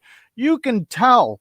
You know what I mean? Like they're like looking for their way out and shit. They can tell. So they know you're about to run. So they're going to have to jump on you as soon as you go to run. Now, the only difference is now they have your back. They can kick your feet out from underneath you. Never assume that an attacker wanted, I would never assume that an attacker wanted to do anything but kill me. That's true. I seen on Active Self-Protection earlier today. It was so sad. These two dudes were walking down the sidewalk. This dude is in the middle of the sidewalk. These two dudes are walking towards him. They separate to get on each side of them, right? As soon as they break, they literally, one guy pulls out a gun, puts it to the guy. The other guy, you know, just circles around and grabs him, right? So now they have him. He does everything perfectly. Here, man, here's my money. Here's this, here's that. They grab it. Boom, shoot him and run off. It's like he complied. He did everything they wanted. They don't care. Don't comply, man. Don't comply. No. Sometimes I understand they're your best chances to comply. I get it. I've been there. I've complied before.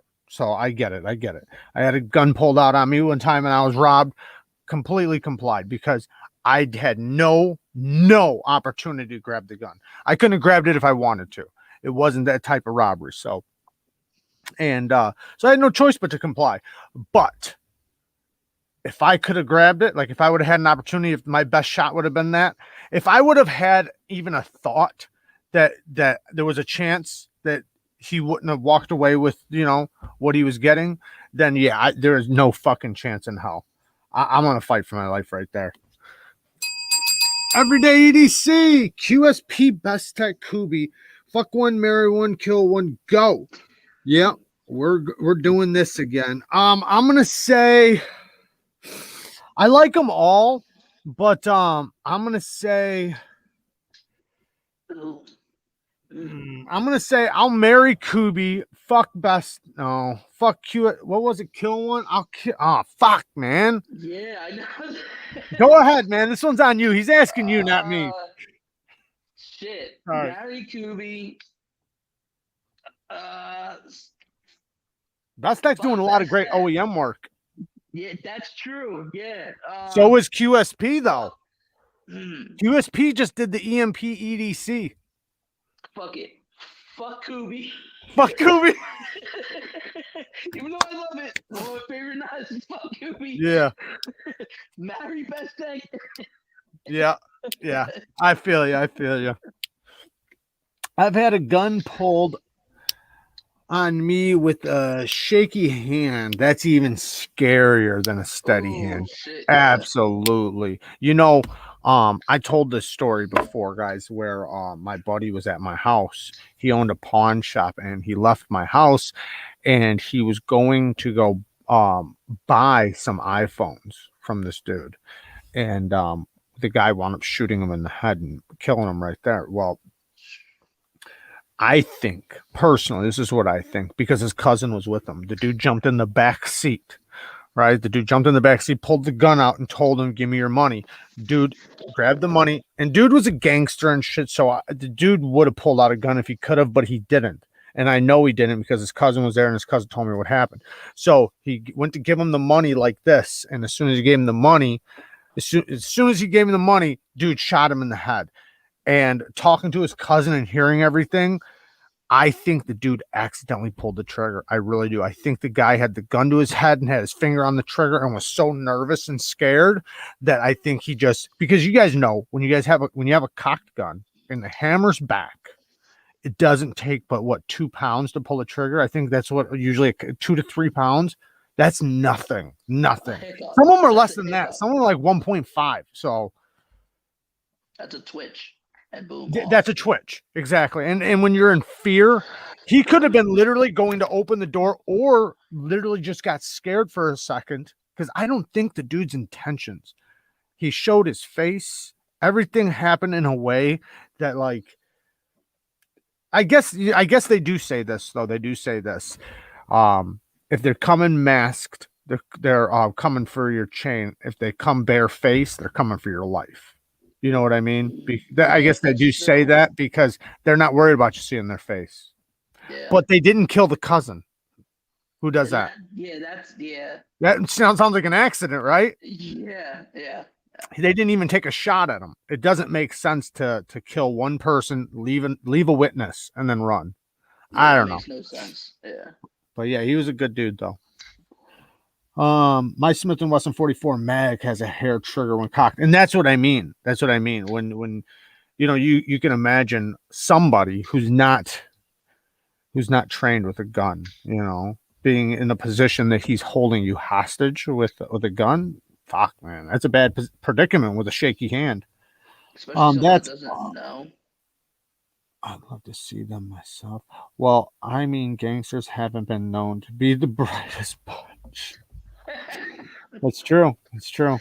Not the best shot either. I watched a dude sit there and shoot rounds at this dude one time that was across the street. And it wasn't that far. It was right there. And you could see the shots going all around this guy. The guy hit the ground, and there's like this very small hill. Like it's such a small hill that when you lay down behind it, you can still see the top of your head and your back. The guy hit the ground and like tried to lay down, which I thought that's brilliant. Like that's smart. Like make yourself a smaller target. And you can just see the bullets going all around, the poofs of smoke from hitting the ground. And this dude's trying so hard to hit him, but just he couldn't hit the back, you know. He couldn't hit nothing. The guy could have been the size of a semi and he wouldn't have hit him. I think somebody said, or Richie B said, did the police get the guy that killed him, Jared? I think they did wind up getting him. It was actually two guys. I'm trying to remember now if they did or not.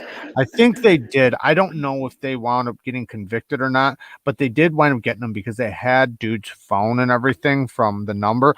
But I don't know. They were probably using a burner phone, but somehow, some way, they did wind up getting the dudes. I just don't know if they were ever convicted or not.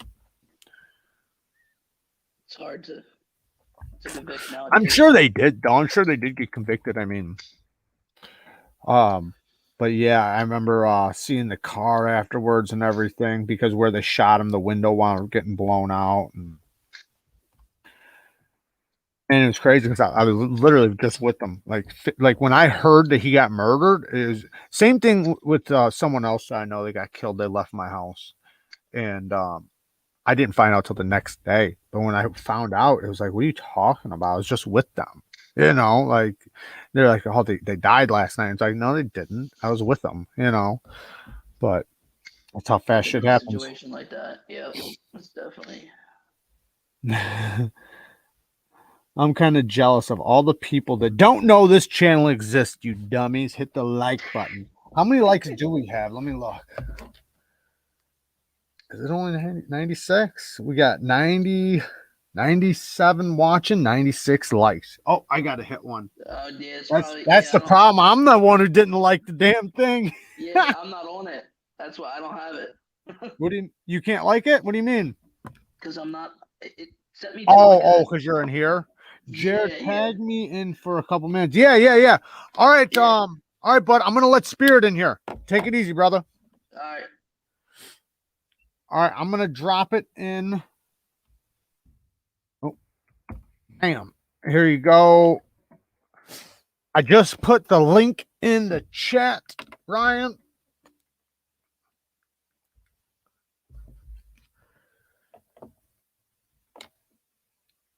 Seems logical. He said he's going to come in at towards the end, which I know we're running this one late, but that's how we roll. Mike Emler is coming on tonight, or not on here, but he's going live tonight. I'm going to jump over there for a few minutes after this one.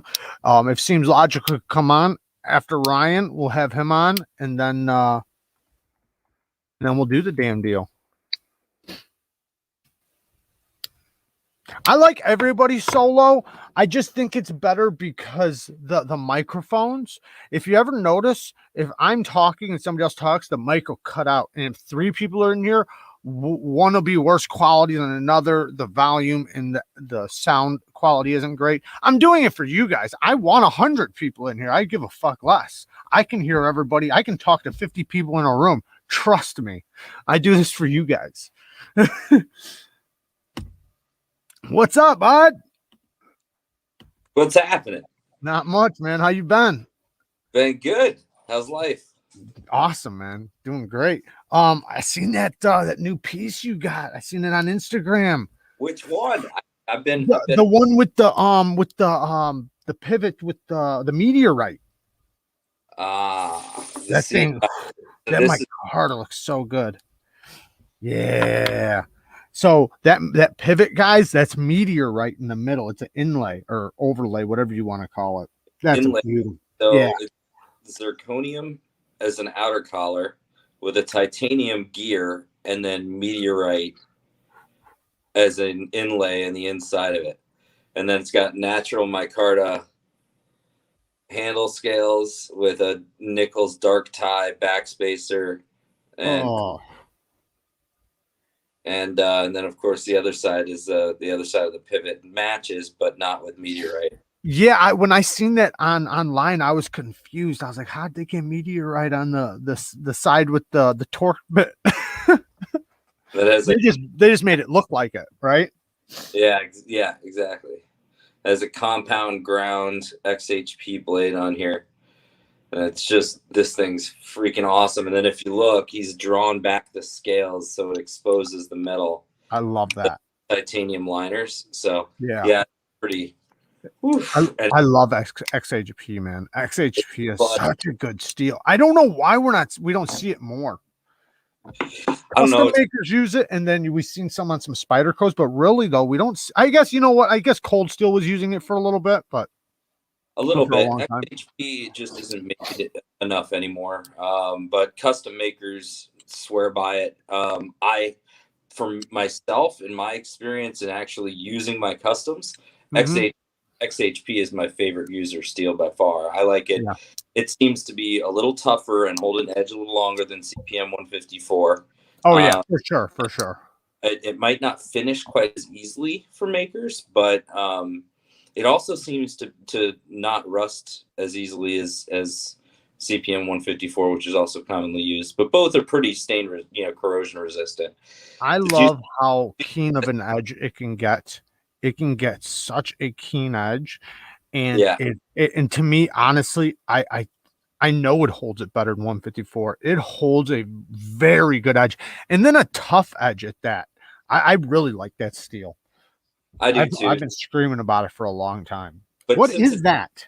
Since it's not that available, XHP, I've been trying to get, and I mentioned earlier that I was talking to Walter Randolph and JRP and a couple other Brandon Corbin, and hooked them up with the recent drop at SB Specialty Metals. Got a clip of large sheets of CPM Magnacut. I think Magnacut is going to kind of take over because makers can't get XHP that easily or often anymore.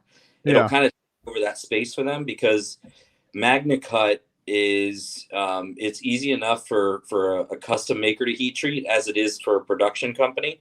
Okay. So don't have to do anything really special to get it to its HRC where it needs to be and have the heat treat be what it's meant to be on the steel.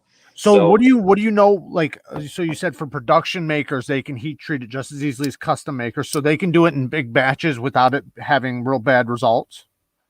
Yeah, I think so. It's pretty easy to heat treat. So that's awesome. That's so good for a lot of production companies, and it'll be very easy for a lot of custom makers. Even those that don't have cryo, for instance, will still be able to get a proper heat treat done on it. So that's really good. And you mentioned grinding. Grinding is supposed to be pretty easy. I've heard some makers say it's kind of like under heat treated 3V, so it's kind of sticky or tacky.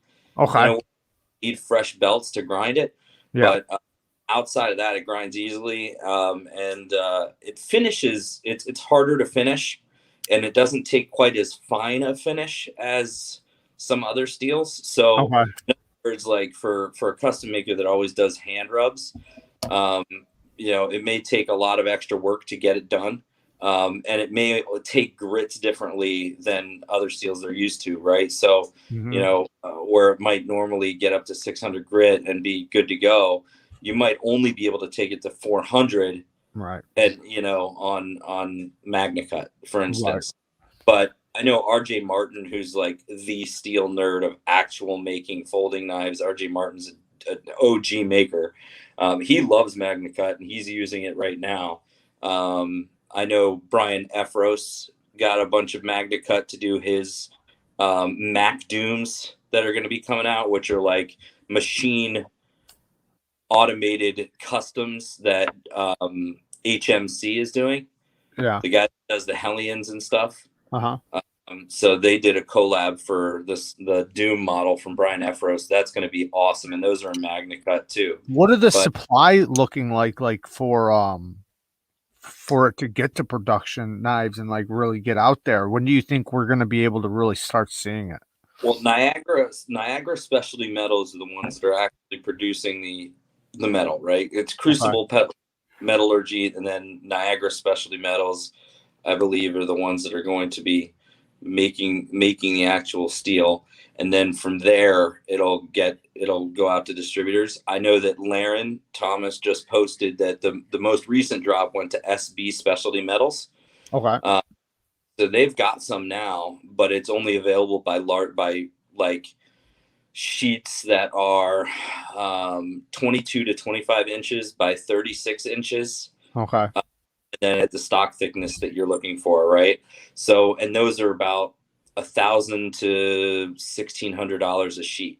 Wow. So for a lot of makers, custom makers, for instance, you could rip that into thirds and it could still get 40 to 60 knives out of it. Right. You know what I'm saying? So you're talking, 180 blades in a sheet like that or something. Yeah, you could stretch it for sure. So, 200 blades out of a sheet, or something like that. So anyway, do I think it'll be more readily available? Yeah, I think that Magnacut will probably take over the place of S30V, S35VN. Is my opinion. I think. What about with the new S45 out now? I think that will play a role too, but I don't know if it'll be as broadly utilized necessarily as Magnacut will be. And the only reason I say that, and I could be totally wrong, but my understanding in reading Knife Steel Nerds whole write-up and listening to Laren's podcast with Mark of the Maker and all that kind of stuff about Magnacut, is that Magnacut has accomplished some things that I think other steels have not. It was designed around the principle that 4V was kind of the baseline. So 4V being non-stainless, right? Right. But extremely tough and has very tough edge retention. Yeah, it has edge retention like around like S30V or something like that. So good edge retention. A little bit better than that. Closer. Right. Between S30V and 20CV or something, somewhere in there. So it's edge retentive and it's tough, right? But what he was able to do was, due to the heat treat and the way that it's also made, the combination of those things, even though there's a lower chromium content that's below 13%, which is the threshold for being stainless, the end result of because of the carbides that were made during the process is that it's actually as corrosion resistant as close to LC200N, which is insane. So it's going to be corrosion resistant, right? But incredibly tough and have really solid edge retention. So it's sounds like Van X. Kind of, except it's going to be tougher than Van X would be. Right. No, I just mean like with because Van X holds a great edge. And it's so stain resistant that but it's just we can't get it. There's produced and it's not made in the United States. So this should be a lot more accessible. So you were asking about this. Yeah. So this won Best Tactical Knife at USN Gathering this year. So this is the knife that won that award for Best Tactical Folder. And it is from Shane Seibert. And this is a Pocket Rocket R. I love it, man. I love it. probably know from the Annonymous, right? From Benchmade. Yeah. Yeah. So, you know, and he did the Pocket Rocket at one point that's long discontinued from Benchmade as well. But this is about a 3.2 inch Tanto blade in CTS 204P. Okay.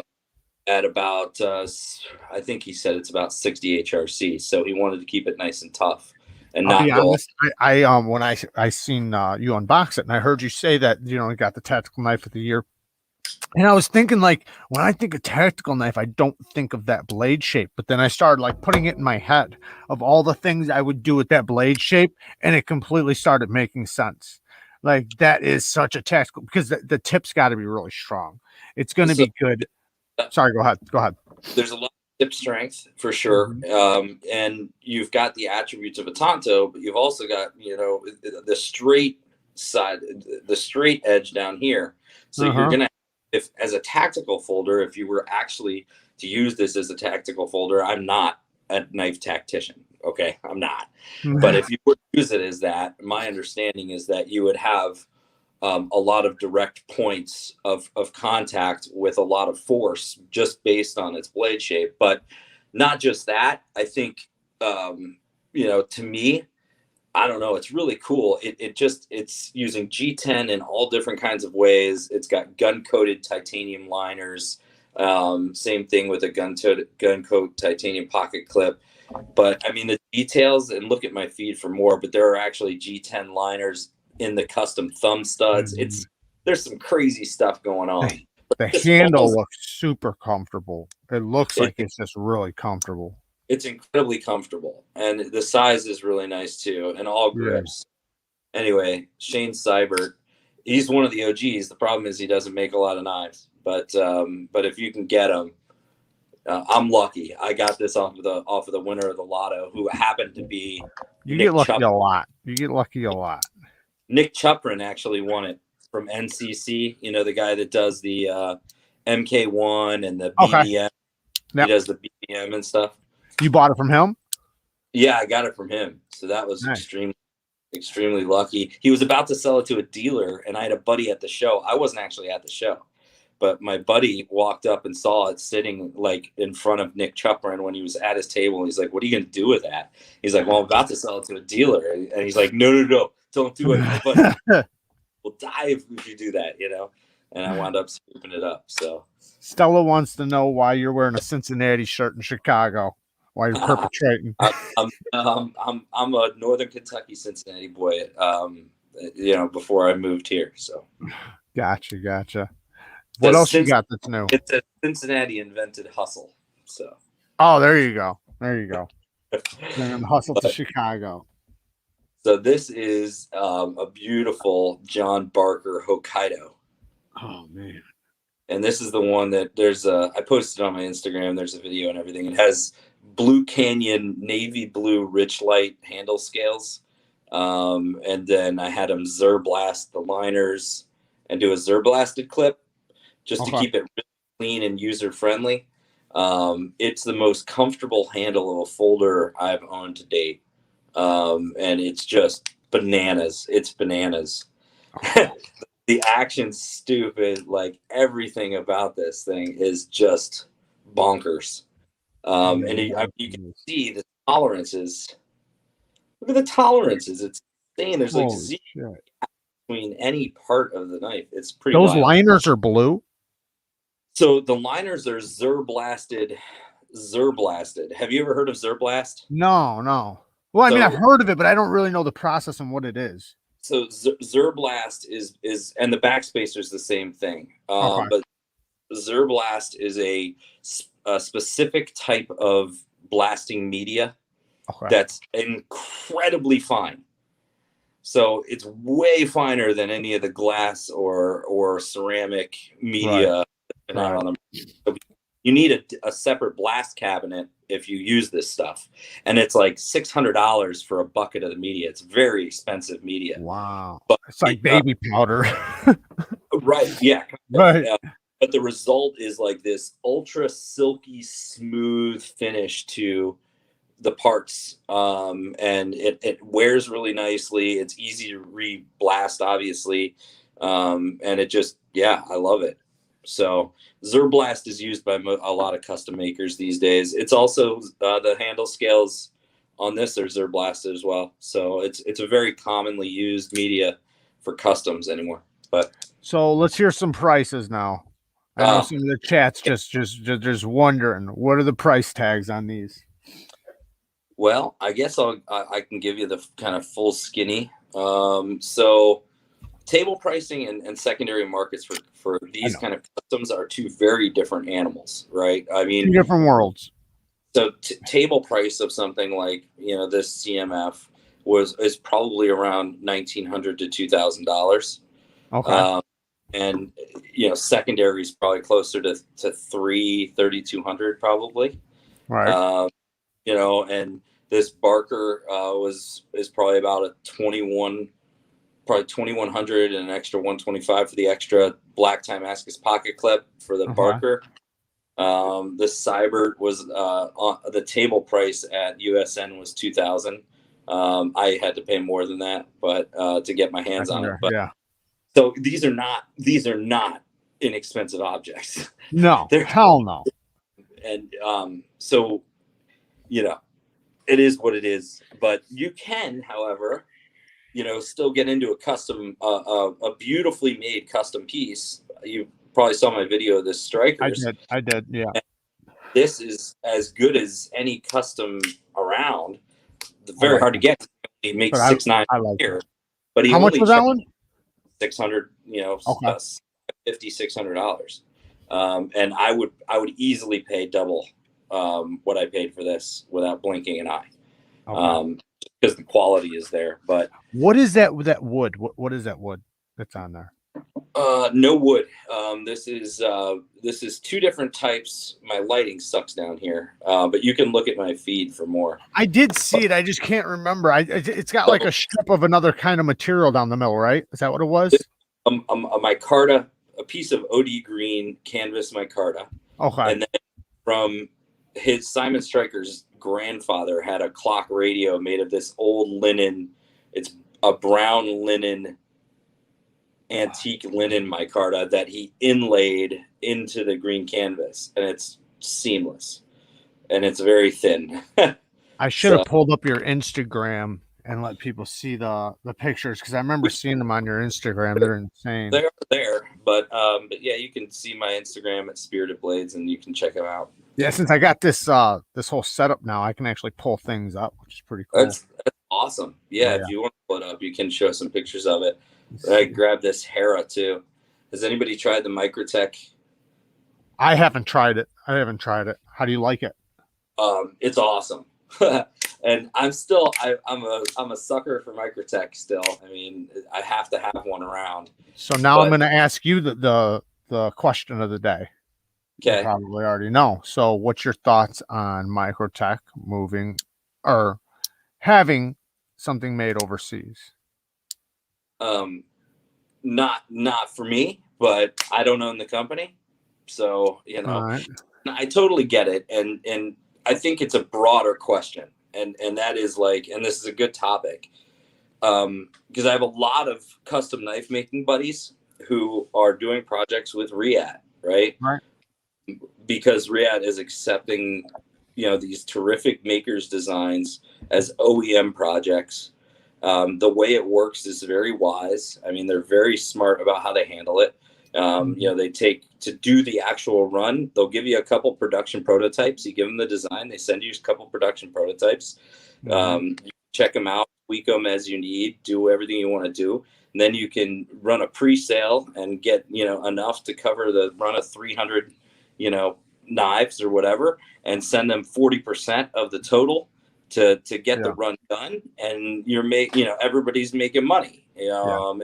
And they're doing it at a level of quality that people are happy with. And the margins, makers.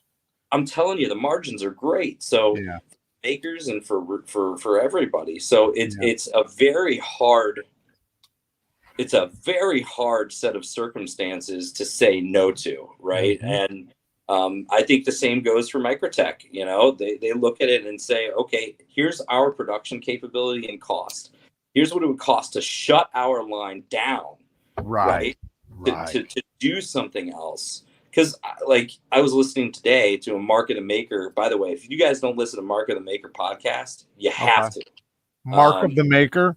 Hey, yeah. Fiend, can you throw that link in? Mark of the Maker? Mark of the Maker podcast. Okay. Mark Apple of the Maker podcast. Media you listen to podcasts on.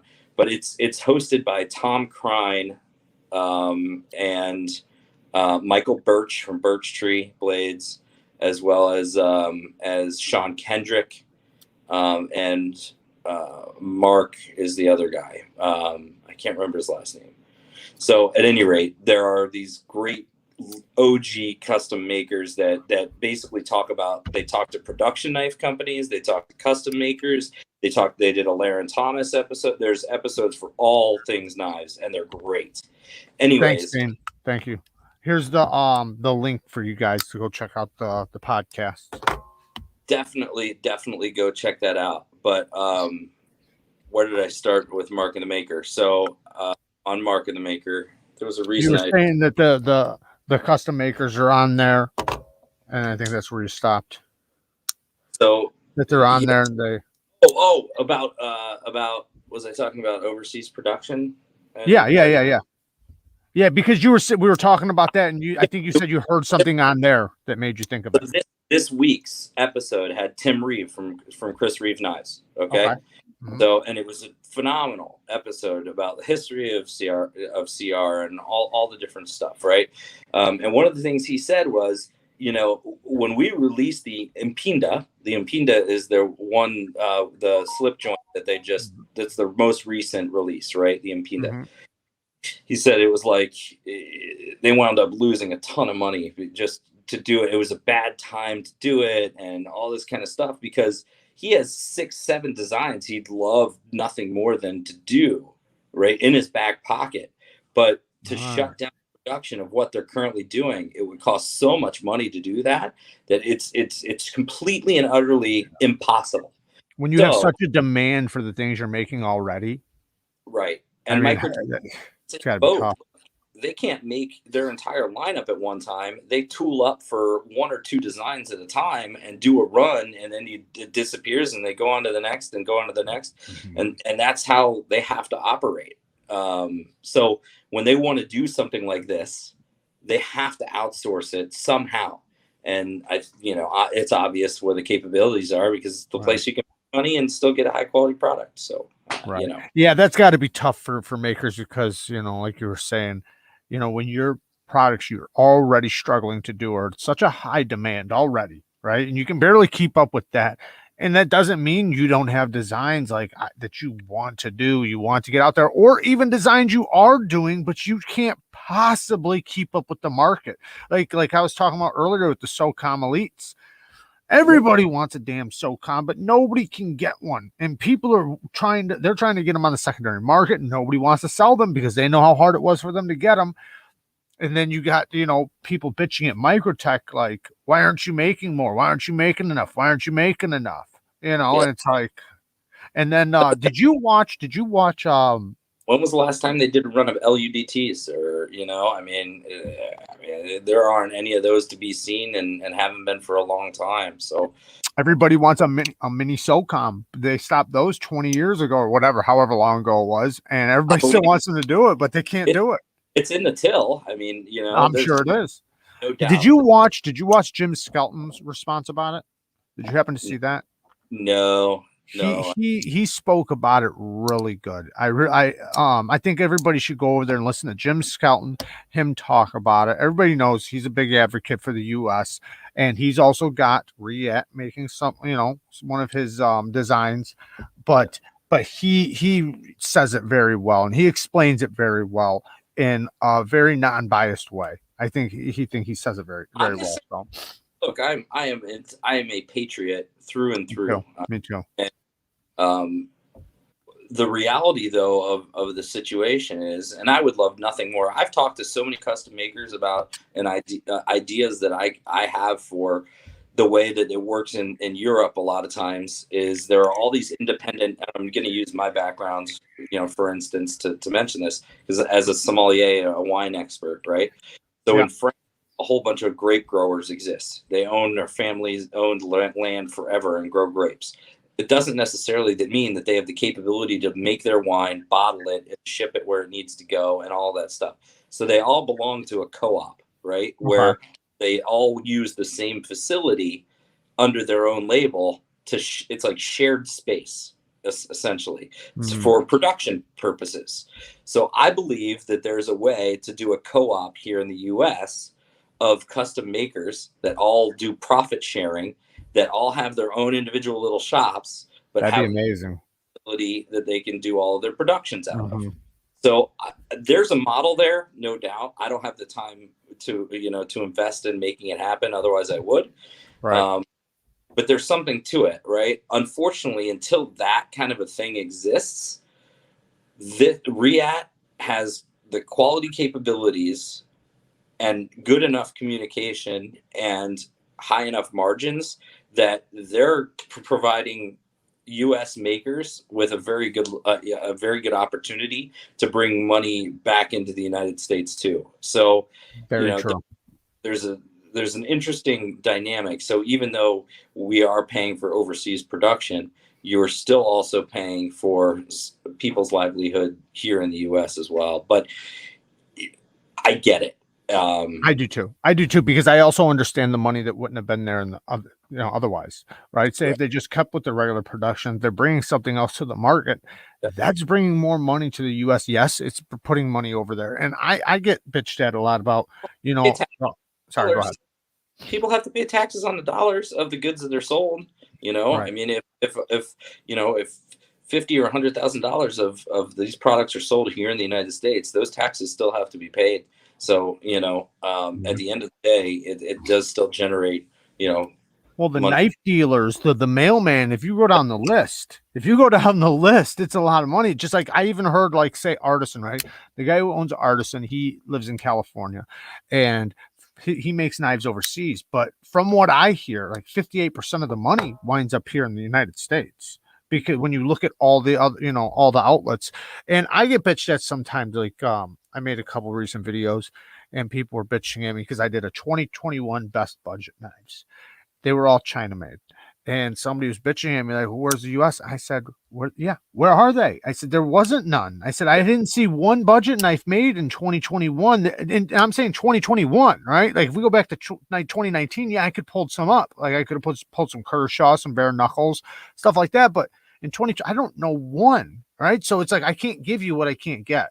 No, Buck, everybody's falling off, right? Like the Bucks and the Kershaws and all. There was one Buck, but I didn't see it until after I made the video. So, but they've really fallen off. And it's I think, if you're not growing and you're not evolving and changing, you're dying. And I think that there's a big part of that kind of situation. I think, same could be said for a zero tolerance division of Kershaw and so on. They're not changing with the time.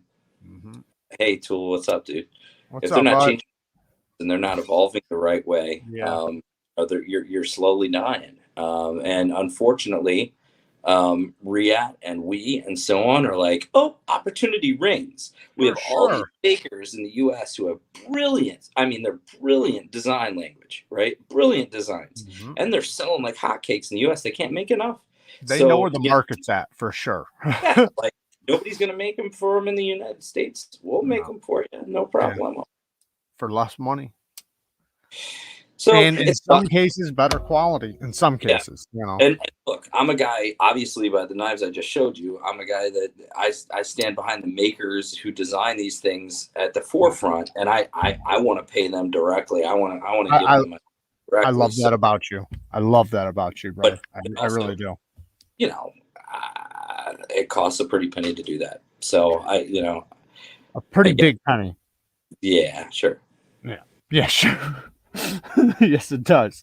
Yeah. And most people can't do that. Most people can't do that. And because you've been around it enough, how to work your way around it, right? The makers really well.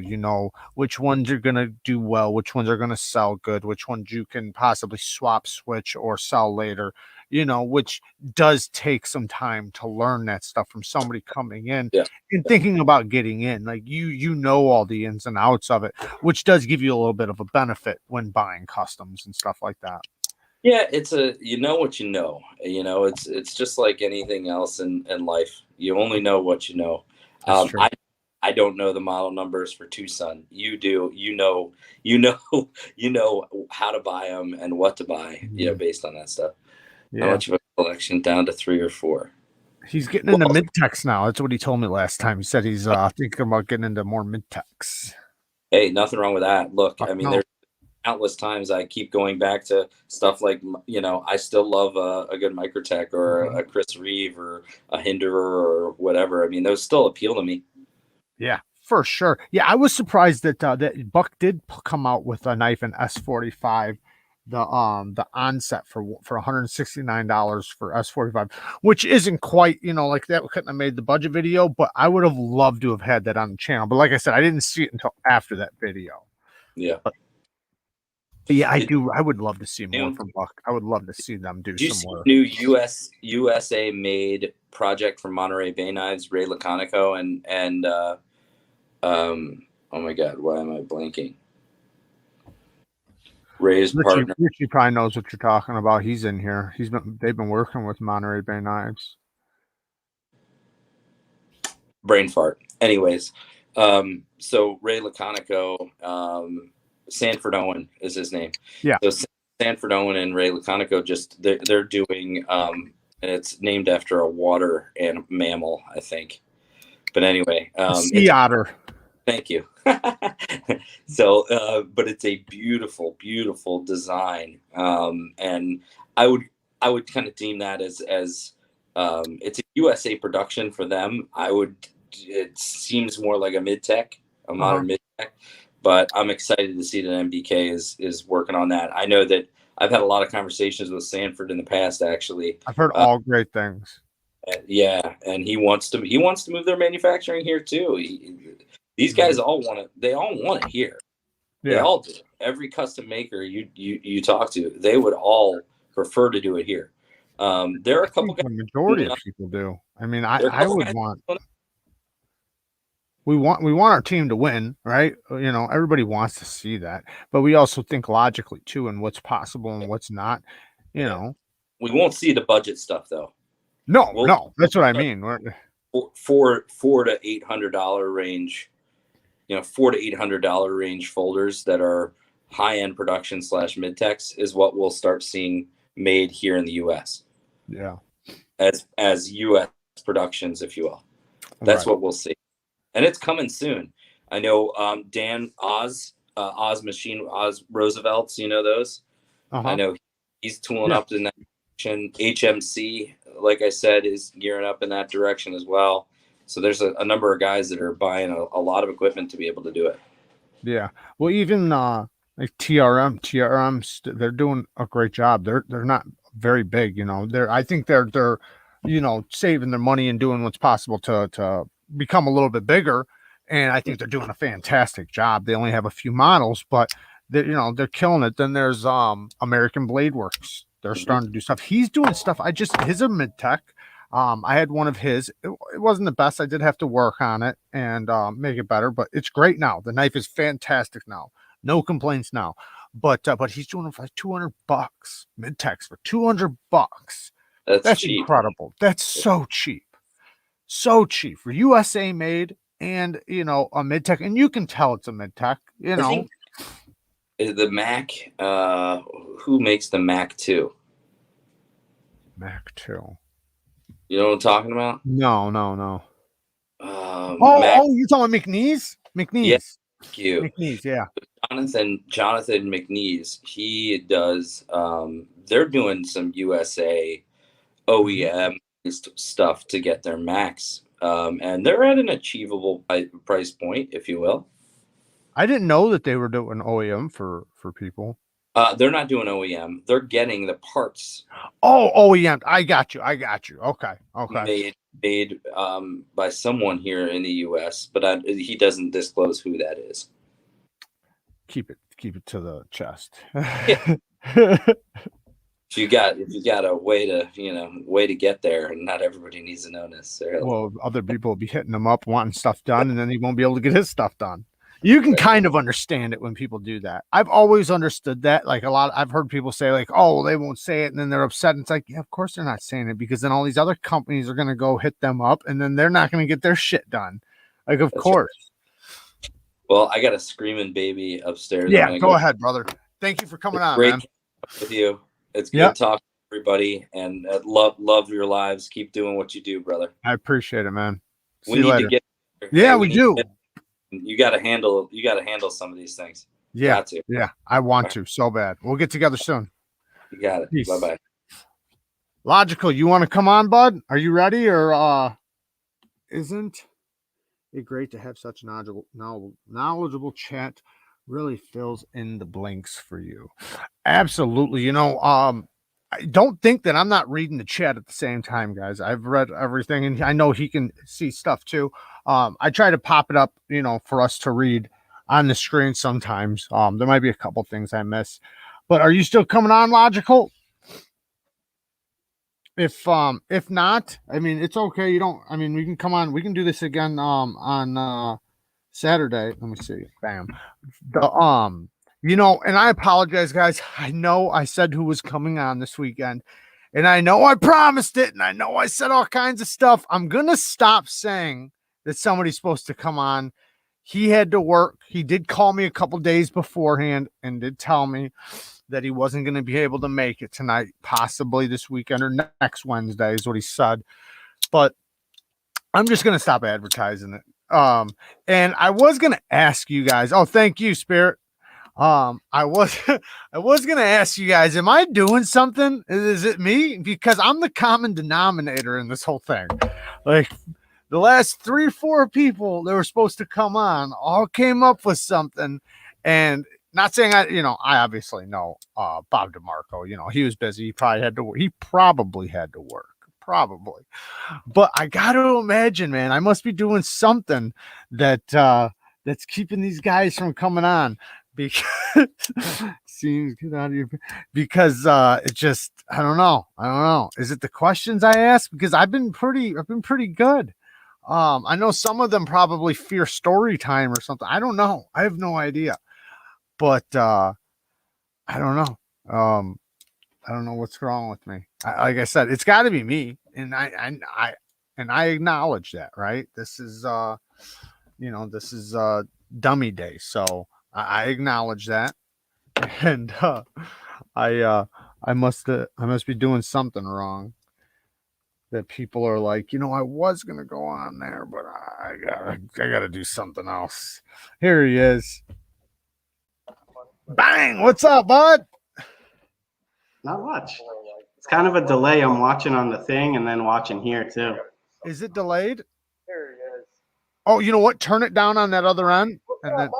Oh, okay. Yeah. Turn it down on the other end, and then it should work out good. Can you hear me? Yeah, I can hear you. Okay, then we're good.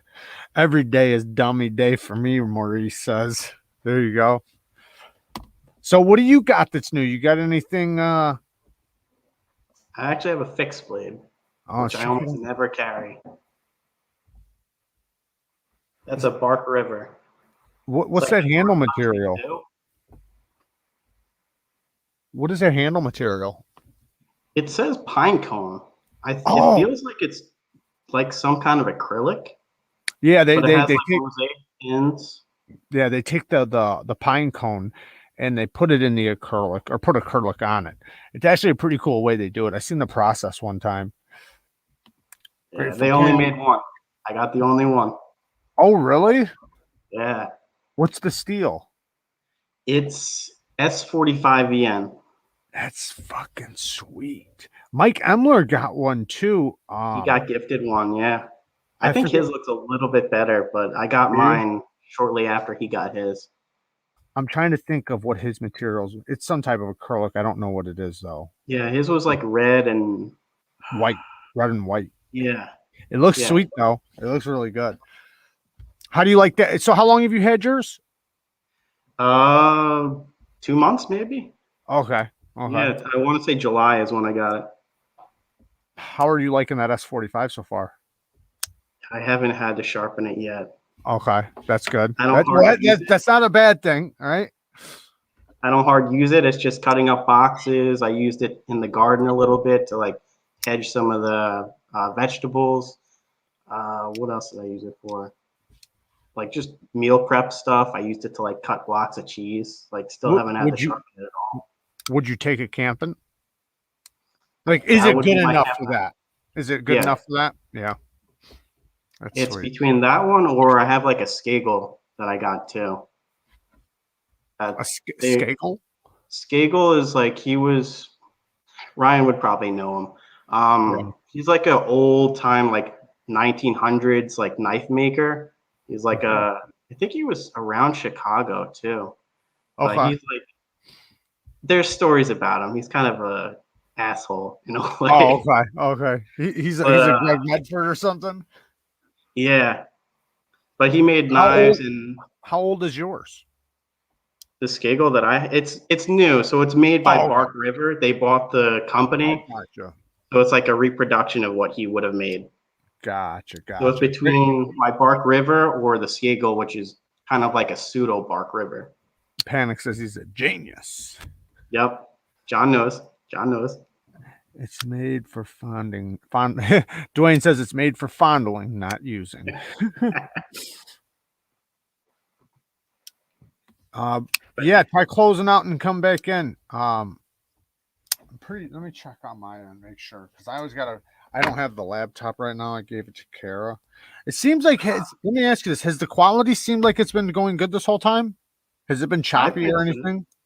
It's choppy for like a few parts, but for the most part, it was like good. It's delayed for me. I don't know if it's just the distance from where you're at and where I'm at, or if I loaded it in too late. But like when I had this open StreamYard, I was like a good 20 seconds behind.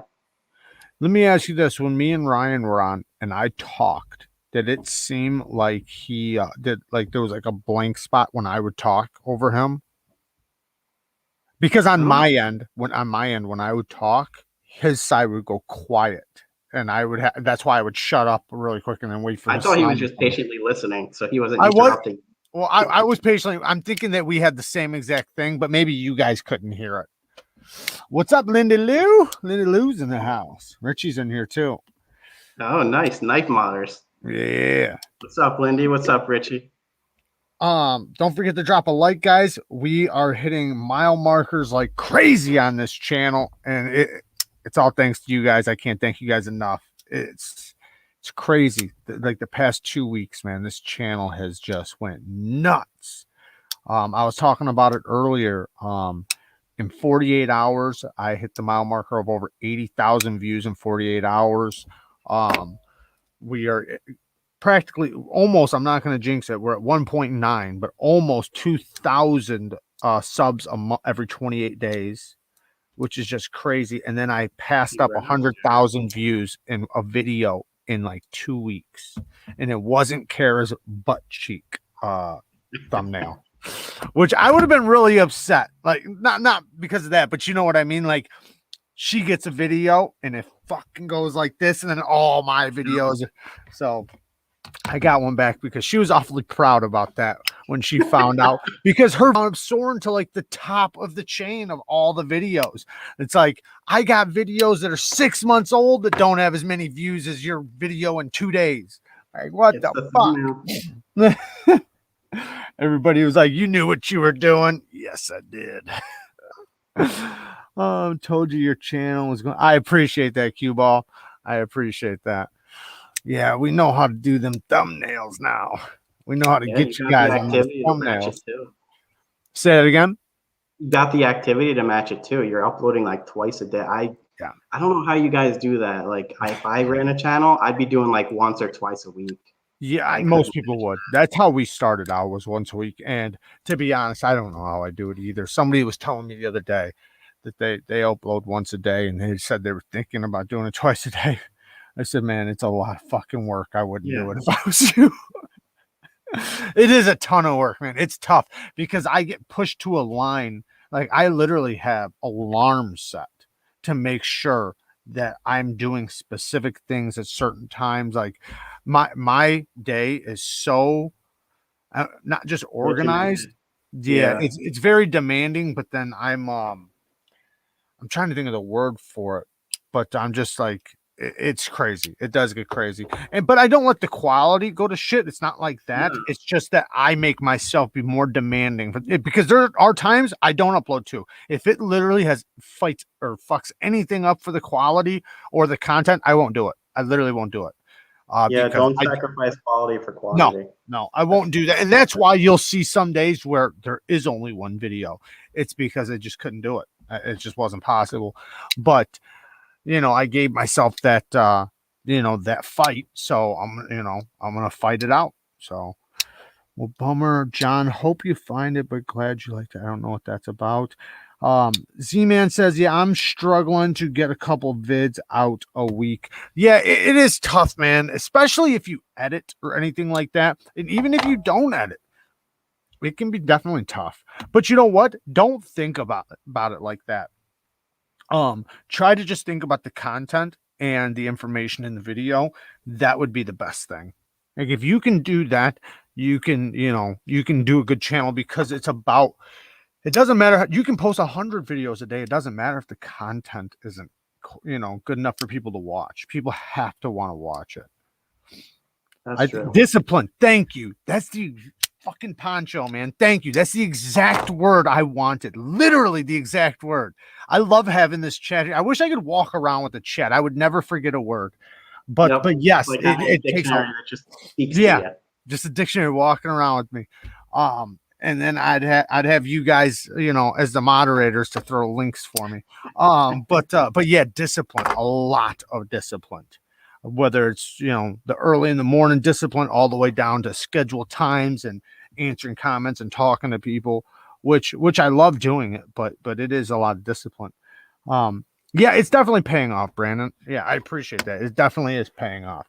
And like I said, I'm looking at it as like a 5-year plan. I'm not, a lot of people, like I've heard people like bitch about like 6 months or a year.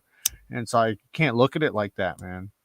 You got to look at the long term. Like that's why I'm looking at 5 years, 5 to 10 years. Like that's where I'm like trying to look at. So, and Lindy Lou says, and if you're not feeling it or it's forced, that shows in the video. That is so true, Lindy. So true. I've tried making some to meet a deadline and refused to publish it because of the energy of the vid was poor. Yeah. Lindy's talking truth there. I couldn't tell you how many videos I have. I literally filmed the video 3 times. It was yesterday or the day before. 3 times I filmed it. I deleted it. I never uploaded it. Never uploaded the topic. Never did anything with it. It was like 2 hours of my day to shit because I was like, no, this is not. I could tell like me talking about the subject. Don't get me wrong. I was very passionate about the subject, but when I was talking, like I felt frustrated. I felt like I wasn't getting the information out. And I literally just was like, after it was done, it was almost like, fuck, thank God I'm done with that. And I was like, nah, I can't post a video that I'm like that with, where I'm like, thank God I finally got done with this. No, don't do that. So it's something you have to feel proud about. Yes, So I want to. Don't get me wrong, though. There's been some videos where I'm literally, and it's usually been lives afterwards. I'm like, man, that fucking sucked. And people are like, oh, I missed your live. I'm like, good. You do not want to see it. Don't go watch it. Just wait till next week because I feel like it was like a shit show. That's why I try to bring topics up. I like it when I have topics and I can keep things rolling. Which on this one we didn't hit any of the topics, but people came in. Thanks for but doing I always this. This was kind of my suggestion though, because I remember commenting. I was like, with the burner phones, I was like, oh, we should do this again. That was so fun. But we have this now. Yeah. So it's So even why better. not? No, this is for sure really good. I've been wanting to do this for a while because remember we did the burner phone thing. That was really cool. This could only be really cool. So, and it makes it to where I would like to do one of these where I actually write down questions for the person. Remember, I was supposed to have Bob DeMarco on right now today, and he had to work. So I had a whole 3 pages for him. And then, but I wrote down things just in case, because remember I said that just in case, even though I was really confident he was going to come on. I said, just in case, I'm going to write down things to talk about, because I don't want to leave it open. I want to be able to have no dead space, just straight communication. So what do you have like on the list of shit to get? You got anything in mind that you're thinking about getting, or? I'm still looking for that Tucson 230 Ace. I cannot find it. Like, it's still sold out. It's like that one that looks like a little arrowhead. Yeah, like no, size. I reviewed it, right? Yeah, dude, I'm trying to find that damn thing too. You know who had one? Was Richie B. He had one. I saw him in the forums, and it's like, oh, I just anodized it. If anybody wants it, this is my asking price. Mm-hmm. It's like, I finally got this like a year ago. I finally found. Sorry, go ahead. I bought this one instead. Like at the time, it was like between the Ace or the. I like this one. It's good. But if I knew that one was going out of production, like I would have got that first, because this is still in production. Did you ever try the Ace?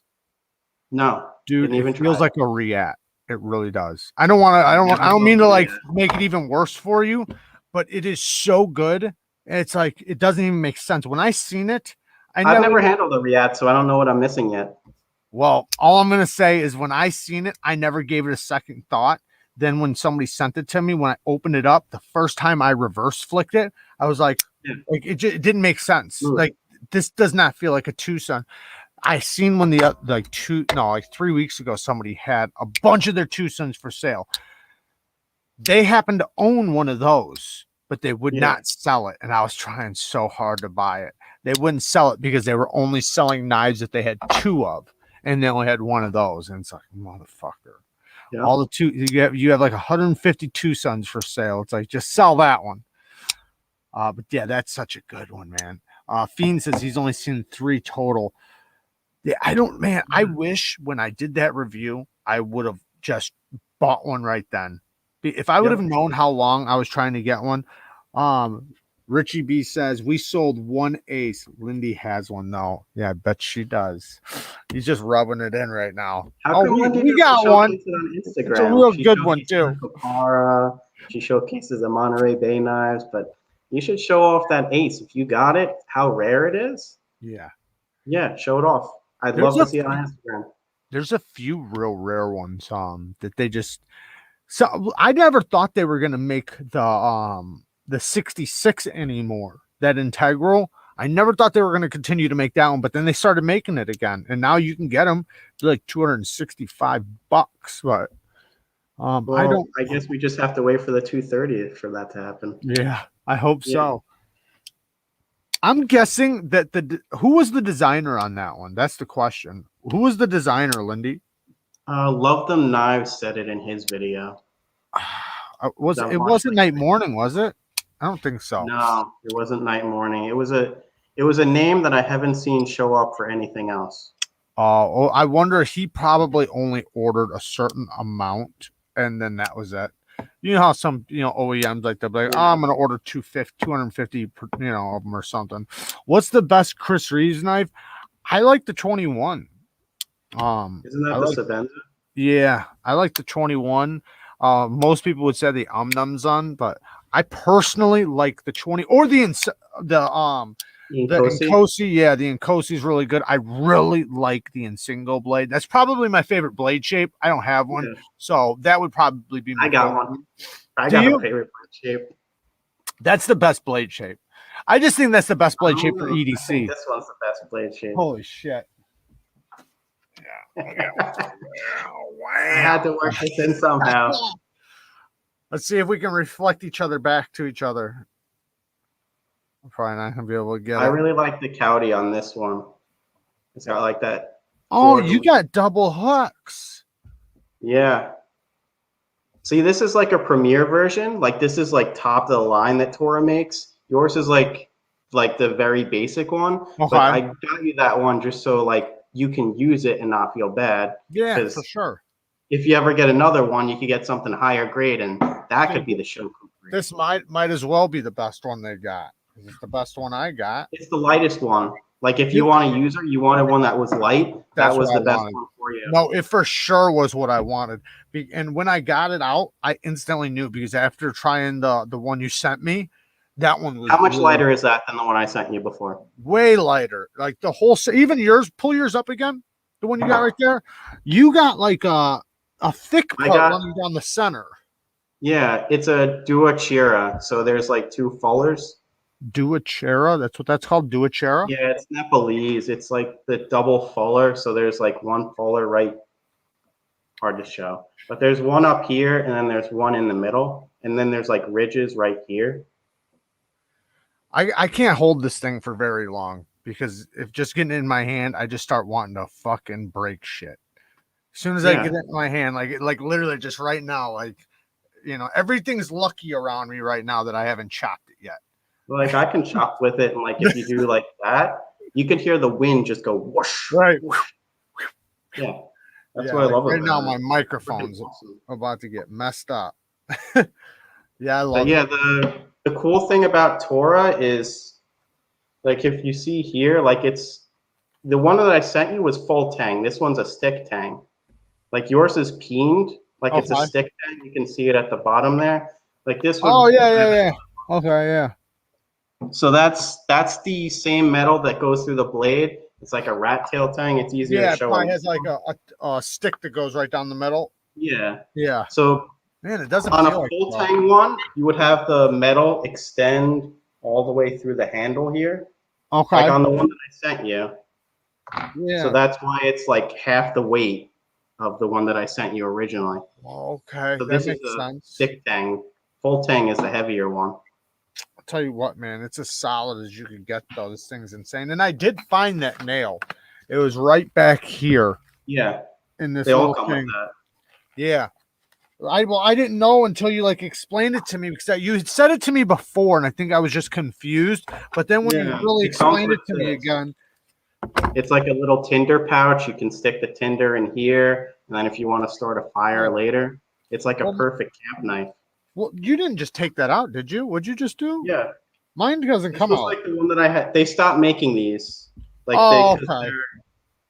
The owner, Simon Hengel, says that they're kind of crappy made. Like it's rough stitched. So they have like two people who make it. One person makes the actual kukri, and then a different person makes the actual leather work. So the kami is the metal worker, and then Sarki is the one who does like the leather work.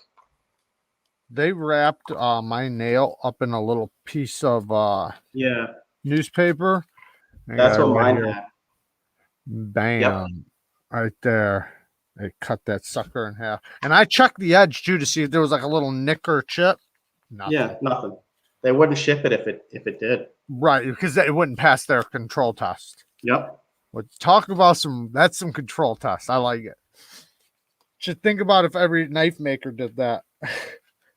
We'd be getting all. I feel like chippy. Cold Steel has something like that. Like he I doesn't chop nails, so he'll cut like a pig carcass in half and be like, "That'll pass." Yeah. Like, right through the bone. You cut a pig in half. I've been getting into some of the old Demko videos with the Cold Steel knives. I don't like Cold Steel, but Demko is like the best version of Cold Steel. Like if you have to get a Cold Steel, get a Demko collaboration.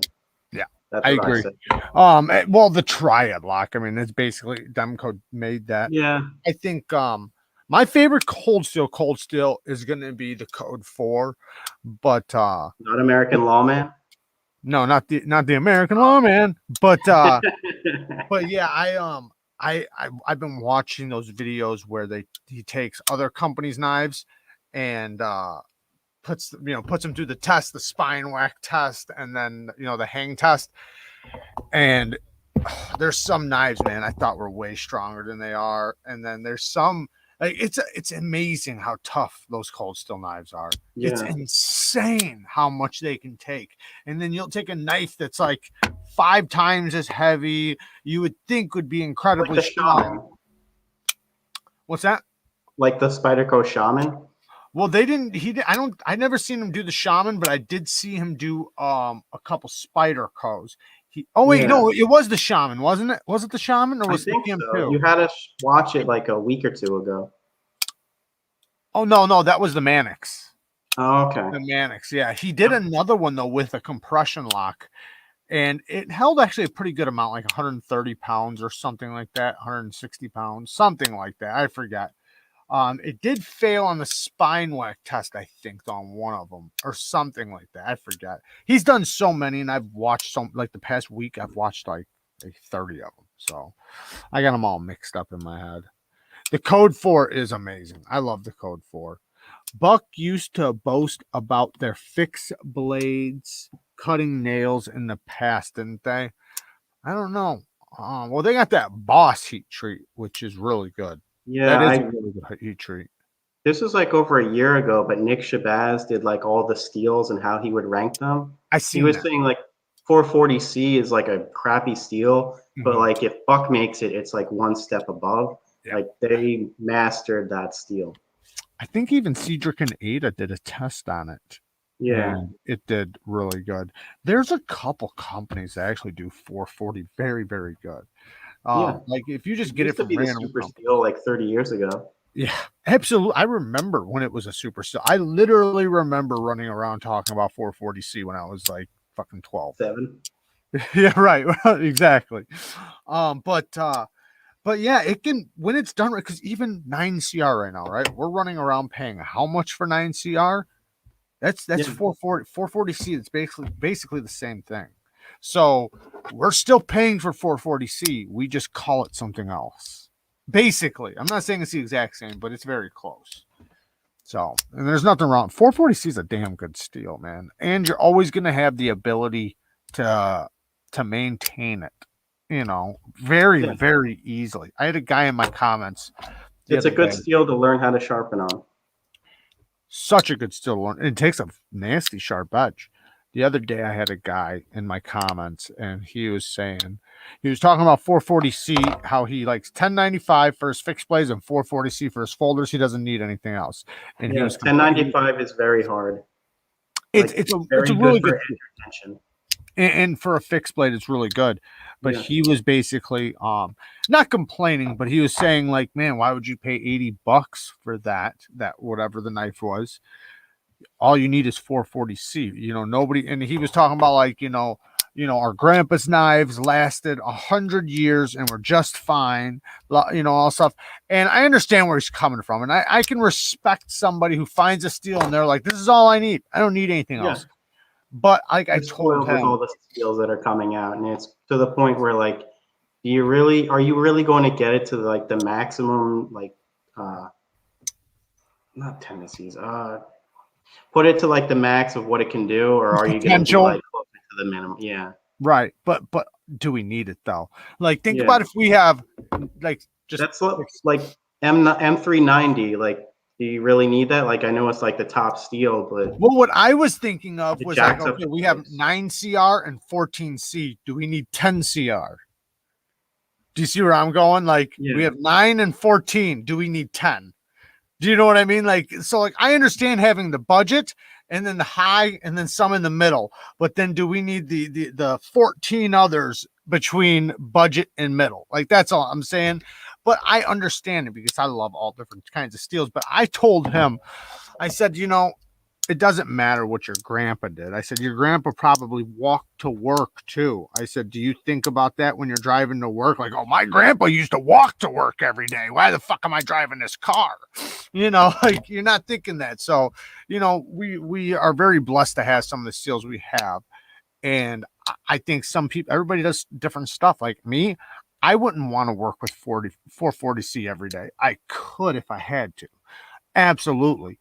But I'd also be sharpening like all the time. And my knives, because some of the knives, like if I only had 440C, my knives would be like, instead of being this big, they'd be this big, right? Because I'd be sharpening them so much. When you have some of these super steels, you can get away with not sharpening them, but every few months. Like S45 VN, like that fixed blade I was just showing you, I still haven't sharpened it. Right. Exactly. I bet you don't like. I like 440. Well, oh, stainless. No, I like 440C, which is 440 is good for knives, not for swords. Anything high stainless carbon doesn't- is what it is. It makes so 440C would be a high carbon version of 440, which would be a harder version of 440. Basically, makes it a harder steel. I believe that's how. Oh no, wait, sorry. 420HC is a high carbon version of 420, and then that makes 440 is just a harder version of that. That's how that goes.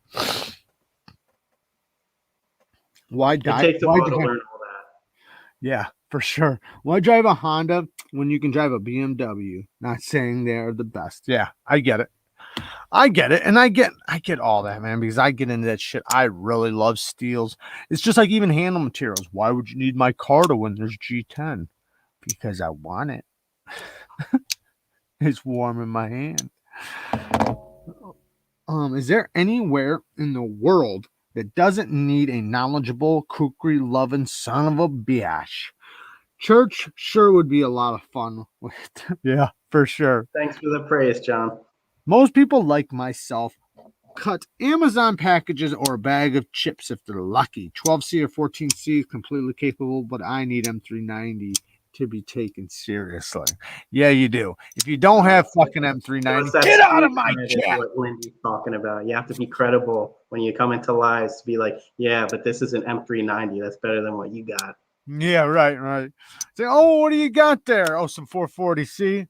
I got some M390. Yeah, but I love see me. I could get by with 14C. I really could. I love 14C. I think it's an incredible steel. Not saying that I wouldn't want my K390, and I probably would have to sharpen a little bit more if I only had 14C.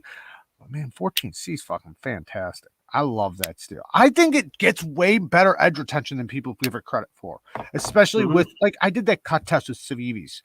What was it? 230 cuts, 230 feet of cardboard, but that was with Civivis, and I heard they're running it at 61 HRC. I would guess that's true. Yeah. Even sharpening it, I can tell the difference sharpening their 14C between other companies, even between Rakes. And I thought Rake did a good job with it, but I can tell the difference with Civivis.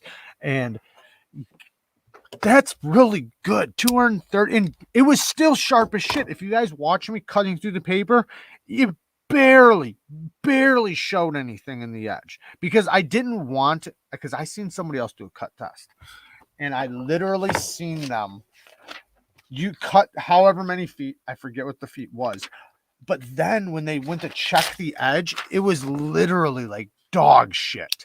It wouldn't go like this. It wouldn't do that. It was literally like, and it was like ripping the paper. And I'm thinking I thought we were supposed to do the cut test up until a point where it's and then you see a little hiccup right there. And it's and then it just keeps going. So it's showing you it's starting to lose its edge. That's what I thought the point was. So when I did mine, I did not want it. I wanted to still be able to cut clean through paper, and you would barely see it start to hang up. That's the same way Cedric Canada does it. He can still cut paper when he's done with his cut tests, with his ropes. He literally stops it when it's just hanging up. I wish I had a knife right here that wasn't so damn sharp. But yeah, you guys know what I mean. This knife. Yeah, see how you kind of hear that? How it was a little bit rougher. And then it's rough right here and then cleaner right there. But anyways, what time is it, man? It's getting late as shit. Oh shit. 11:30. I was supposed to go over to Mike Emler's live. All right, guys, we're gonna head over to Mike Emler's live. I was supposed to be there a fucking hour ago. Hopefully you guys can all join me over there. I'm gonna jump in his live. How much battery do I got? I can't even see my battery. Regardless, I'm going to jump over there. Hopefully you guys can meet me over there. Logical. I appreciate you coming in, man. Hopefully you can jump in again the next time because I want to do this more often. Yeah, it's fun. Maybe next time we'll see Breeze. Yeah, exactly. All right, bud. Talk to you later. Have a good night. Later, guys. Love y'all. Peace. Go over to Mike Emler's. Somebody put it in the chat. Mike Emlers. Go to Mike Emlers. Go to Mike Emlers. Be a dummy and go over to Mike Emlers. I'll see you guys there. Somebody please put that bitch in the chat. Everybody's probably already over there.